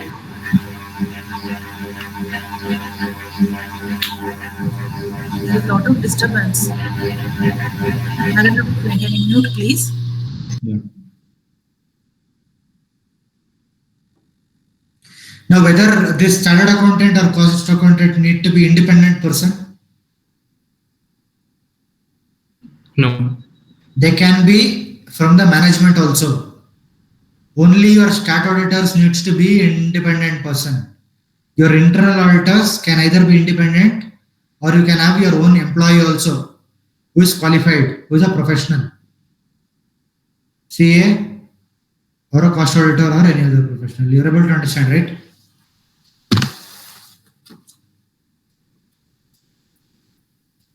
Last point, yesterday we have discussed this, is the entire process of change of financial year. Application for submission under sub rule 41. It's a 4 marks question. right? So yesterday we discussed, right? We need to make an application to central government. Now, by the act, central government has delegated the power to regional director (RD). So wherever your registrar office is there, that concerned RD, you need to make an application. What is the process? Process is given. Which are documents you need to submit along with your application? It is given. On what grounds you want to make an application, you need to submit in the application. What is the form? E-form GNL 5, right? RD GNL 5.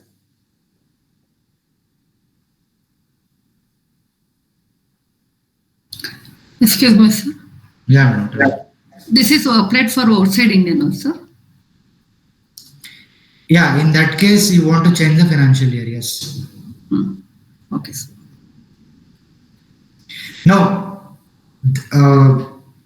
you're saying, no, I actually didn't get your question properly.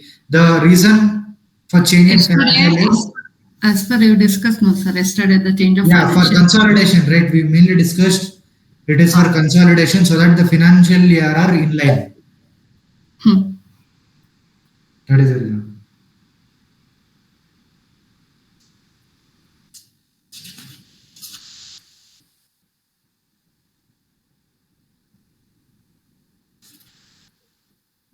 So this e-form RD GNL 5, this becomes applicable once you file the application with central government, that is RD.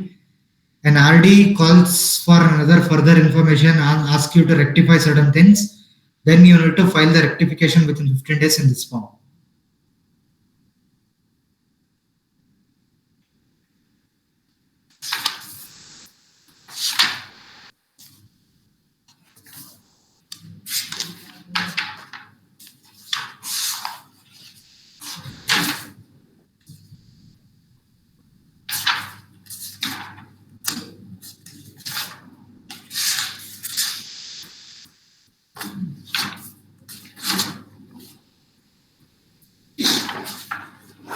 So any doubts still here on today's class?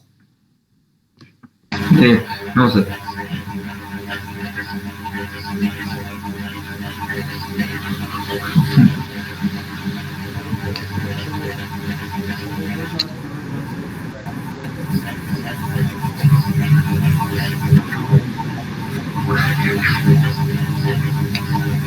Sir, means the one small clarification, sir. Means regarding to the internal auditor, means the CA or the cost accountant, they can be there. They told here, means it is how, sir, actually. Meaning? Sir means regarding the internal the auditor, the question is that the who can be the internal auditor, means a CA or a cost accountant, means how, sir? No. Sir, actually my doubt is who can be an internal So auditor. any of those category of people can be appointed as an internal auditor Okay. to help the management. Okay. Means how, sir? Actually, a CA or a cost accountant, they can be internal auditor. They're saying, means how? How in sense? How do I answer that? Or if you're not able to put the question properly, if someone has understood, can rephrase it and tell me. So I'll try. the question what he is trying to ask is, Nagendra Yes, ma'am. CA ಅಥವಾ CSA ಯಾಕೆ internal auditor ಆಗಿ appoint ಆಗ್ಬೇಕಂತನಾ? ಅಲ್ಲ chartered accountant ಅಥವಾ cost accountant ಅನ್ನೋದು internal auditor ಆಗಿ appoint ಮಾಡಬಹುದು ಅಂತ ಹೇಳಿದ್ರೆ ಅದು ಹೇಗೆ ಅಂತ ಹೇಗೆನಾ ಯಾಕೆನಾ? ಹೇಗೆ how ಅಂತ. Okay. He is asking the procedure to appoint an internal auditor. It is by the board of directors. Right, you don't have to take the matters to the shareholders. Okay. Right, for a stat auditor, we took the matters to shareholders, right? Yes, sir. But here, sole authority rests with the board of directors. Okay. On the recommendation of whom? Audit committee. You're able to understand, right? Yes, sir.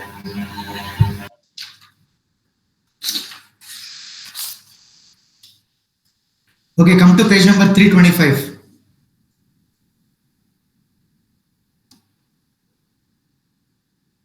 Yes.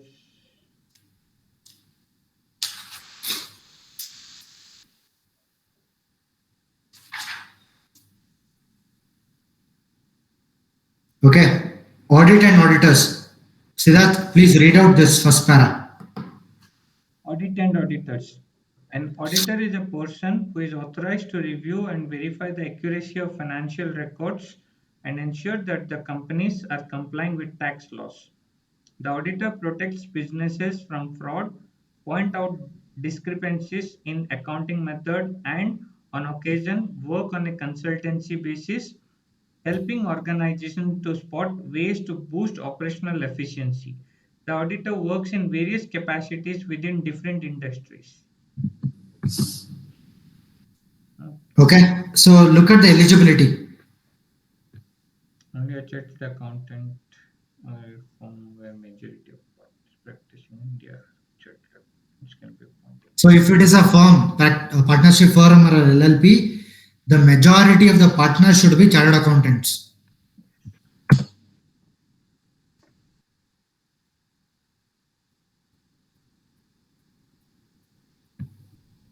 Right? If it is an LLP, then only CA can sign. Yes.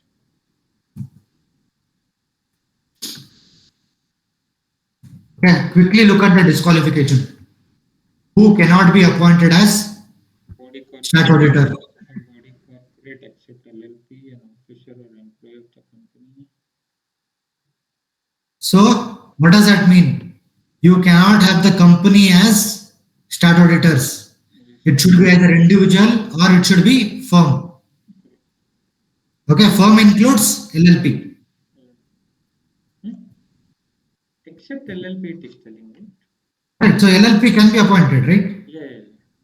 Yeah.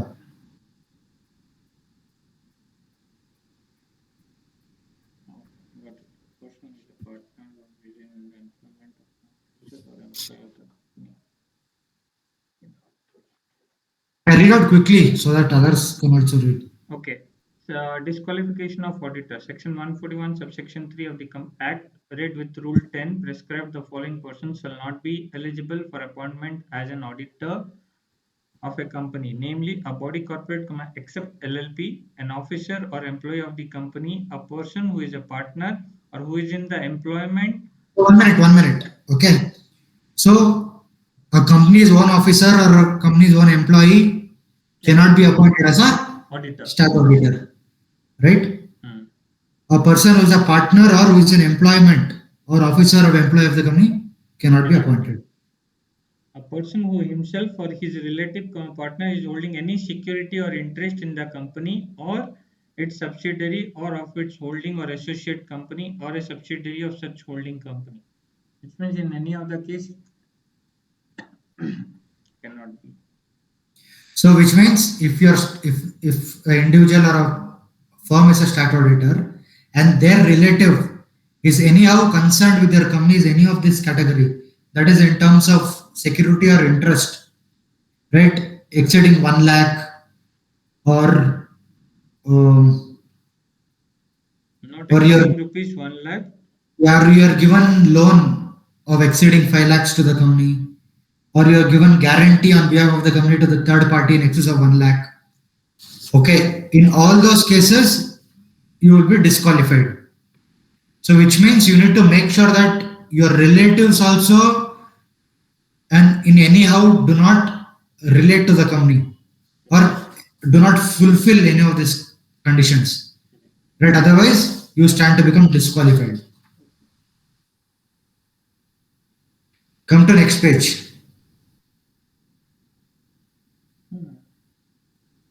Person or a firm who, whether directly or indirectly, has business relationship with the company or its subsidiary or its holding or associate company.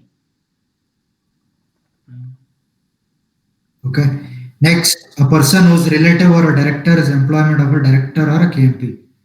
So a director, okay, a chartered accountant being a director, he cannot himself audit his own companies, right? He is disqualified. Right? Or a person who is in full-time employment elsewhere, person partner of a firm holding appointment as an auditor. Okay, more than 20 companies. Yeah, very, very important. You remember director giving eligibility certificate and consent. Yes. So he cannot be an auditor for more than 20 companies. 20 companies where rotation is applicable. Correct. You're able to understand, right? Yes. So wherever that rotation provision is there, if he is auditing more than 20 companies in which rotation becomes applicable, then is become disqualified.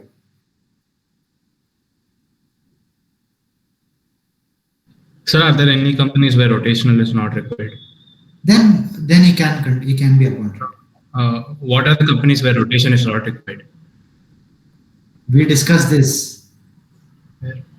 Rotation of auditor, we just saw the points, right? Yes, but Yeah. Which all those companies? okay, the term limit is there. Okay. Or he has been convicted of fraud for 10 years and the time has not been elapsed. Okay, he directly, indirectly renders services of under 144. You remember we discussed this? The moment he provides services under 144, he becomes disqualified.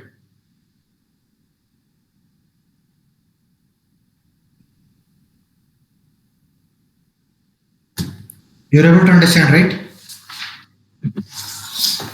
Okay, quickly I'm going to share my screen. See if you can answer this question.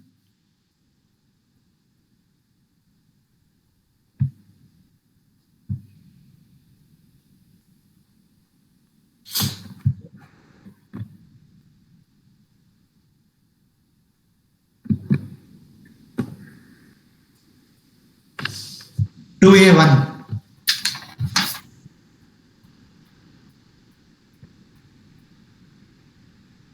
You're able to see or not?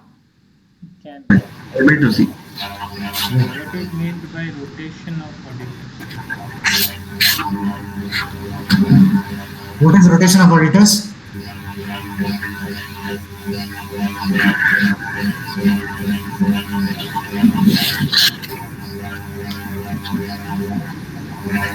Nagendra, could you please mute, please? Yeah. Rotation of auditors, quick. Once their term is completed, they should not be appointed for next 5 years. Correct. So what is it? For individual, it is 5 years. For firm, it is 2 Two terms. terms of 5 years each, right? So that is what we will write there. Discuss the provision of rotation. You will write the limit, triggering limit.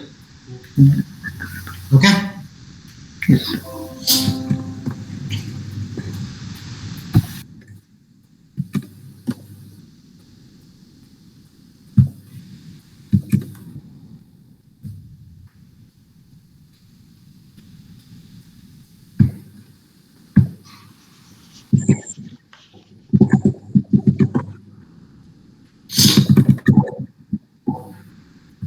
Okay, tell me this. Question number 3A. Advise whether the auditor appointed by a private limited company with paid up share capital of 30 crore in the following cases are valid for the financial year 2017-18. Amarjit, who an individual auditor who has been the auditor since financial year 2011-12 from BAP. No, one by one. Go one by one. Now you tell me whether Amarjit is eligible for appointment. Yes. He's holding office from 2011 to 2012. Yes, sir. Why? What is the reason? Means there is no the subsequent auditor, then he can continue. Sir. Means No. 5 years is the Rotation term. is not applicable. Yeah, anyone. 5 years is okay. Continue. Yeah, Kushal, tell me. 5 years is the term. Still 2 years is pending for the financial year 27 after 27, 18. If you calculate from 2011 to 2012, 11, 12, 12, 13, 13, 14, 15, 16, 16, 17. Okay. Okay, 17, 18, he will become. So in 1718, they want to appoint Amarjit individual auditor, whether it is possible or no. 17, 18. Possible. It is possible. Rotation provision is not applicable. No, I want any one of you to answer. Okay, and others can top up. I have no problem. But any one, clearly answer, please. It is private company and paid up capital is less than 50 crores. So rotation provision is not applicable. Perfect answer. You're able to understand. Look, start thinking. Questions will be given like this only. If you don't apply your mind, I'm sorry. And whoever the greatest teacher comes on earth and teaches. Okay, question number 2. Point number 2, sub-point. Form VAP and Co. who completes 10 years continuously at the end of the financial year 2016-17. Vijay is a partner in VAP and Co.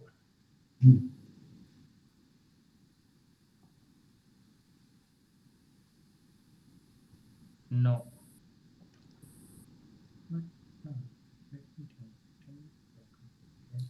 Is the rotation of auditor provision applicable in this case for VAP and Co? No, sir. Then can he continue as auditor?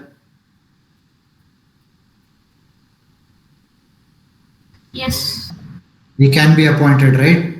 Irrespective of having common partnership, Correct.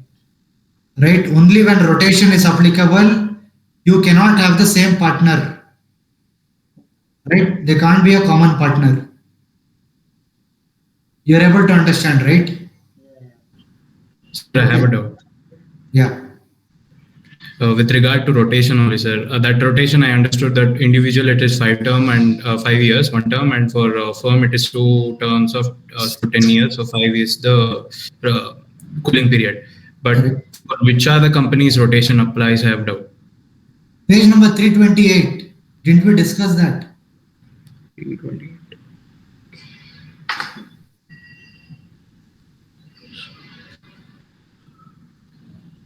The top Okay. point where it talks about all listed companies and all unlisted companies having paid up capital of 10 crores and Yes. all Got private it. companies having paid up capital of 50 crores. Yeah. Yes. Okay. Question number 3. From Ajay and Co, in which Vijay is also a partner in addition to being a partner of VAP Co.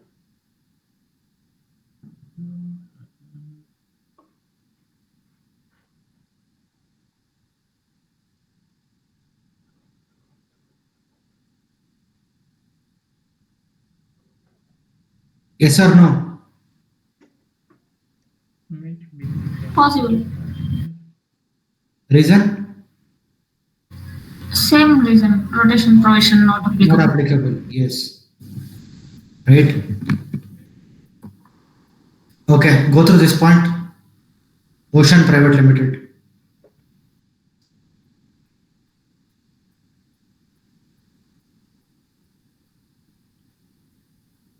You can see the question, right? 3B. Yeah. Yes, sir.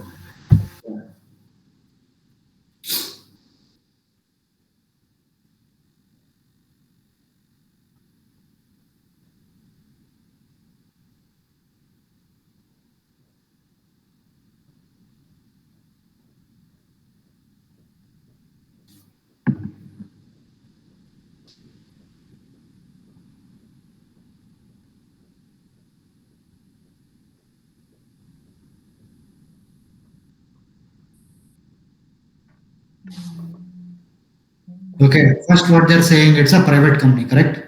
Correct. Yes, sir. Appointed CA, Randhir as Year ended. company, Stat auditor. last AGM. Last AGM. Correct? Next AGM conveyed on 1 year. The 28/9/2017. exactly same date next year, after consideration of other business, was adjourned due to non-adoption of annual accounts for the financial year end 31st/3/2017. Right, so which means your annual account shareholders rejected. Okay. State as to whether appointment of CA Ranveer would continue to remain valid and up to which period, even if appointment of other firm auditor would be considered and made at the last AGM held on 30/9/2017.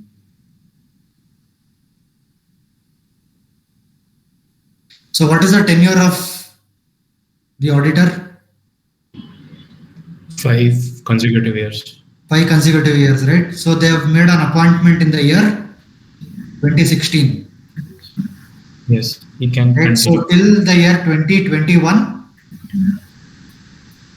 same person will continue to hold office.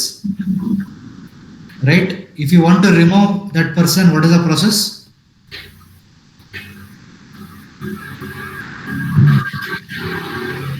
Apply to citizen.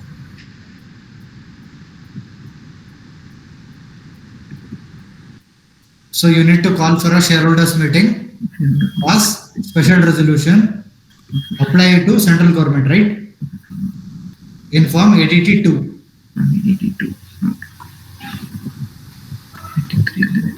Okay, look at this point.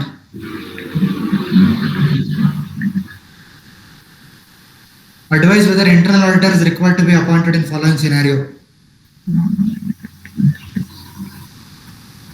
Open that page, I don't mind. Open that page, look at the limit, answer.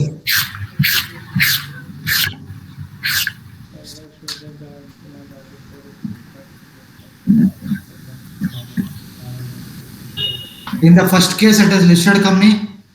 Okay. Yes, sir.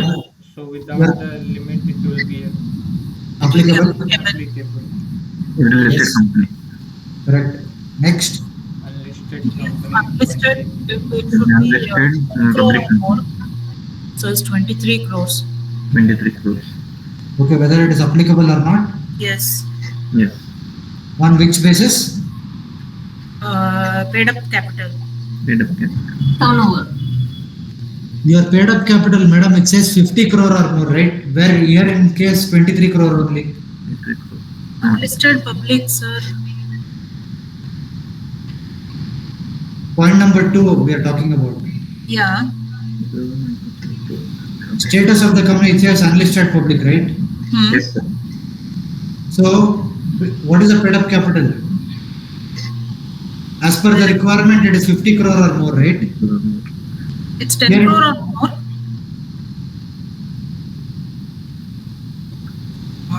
This one.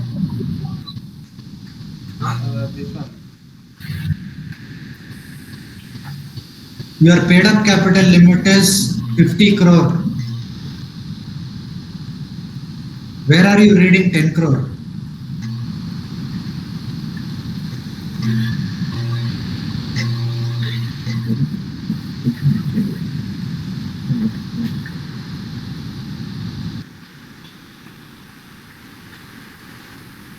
Page number 346 only, right? You're reading?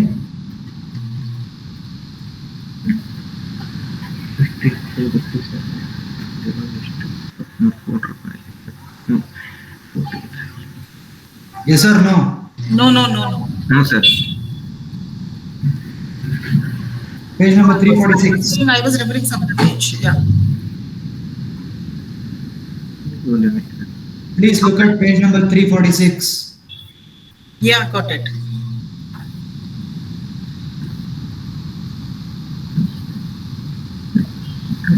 Okay, point number 3.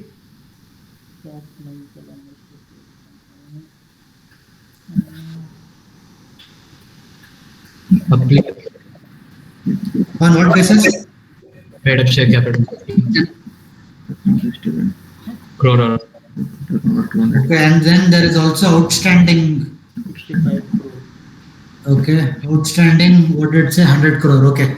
on the basis of paid up capital. It's just 50 crore or more, right? 50 crore almost. And as you said, outstanding, no, okay, that is 100. 100 crore. Yes. Only first point. Okay. Last, private company.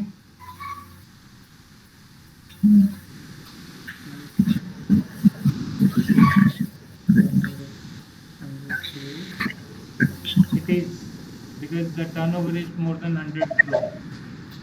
No, No, not applicable. That is not 200. applicable, sir. That's 200 crores. Not applicable because every private company they are telling the limit 200 crore rupees, but the turnover is the 186 crore, so it is not applicable. Outstanding loans also it should exceed 100 crore. Here it is some 89. Okay. So can the following persons be appointed as internal auditor? Yes. Yes, If sir. it's authorized by board of directors. Approved. Board of directors should feel that yes, these guys are capable professionals. Yes, sir. You're Yes. able to understand, right? Yes, sir. Look, if you just remember this and write down, look, what is the marks that you are getting?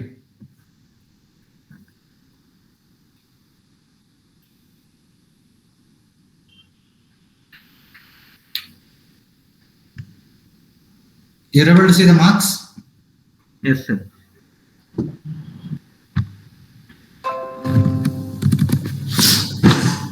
Okay then. Anything is there before we wind up?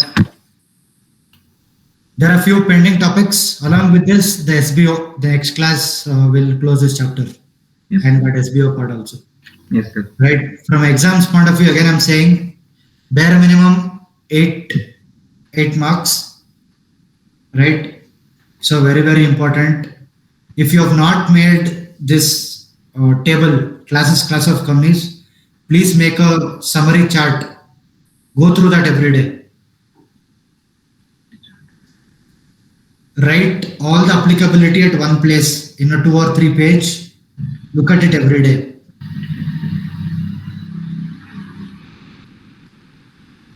Right. Yes. Okay, then any doubts before we close? Yeah, no, sir. No, sir. Okay. Yeah, please go back and read, revise. Right, we'll catch up on next class. Yes, sir. Okay then, bye bye. Sir, bye, sir. Bye. Thank you. Thank you, sir. Thank you, sir.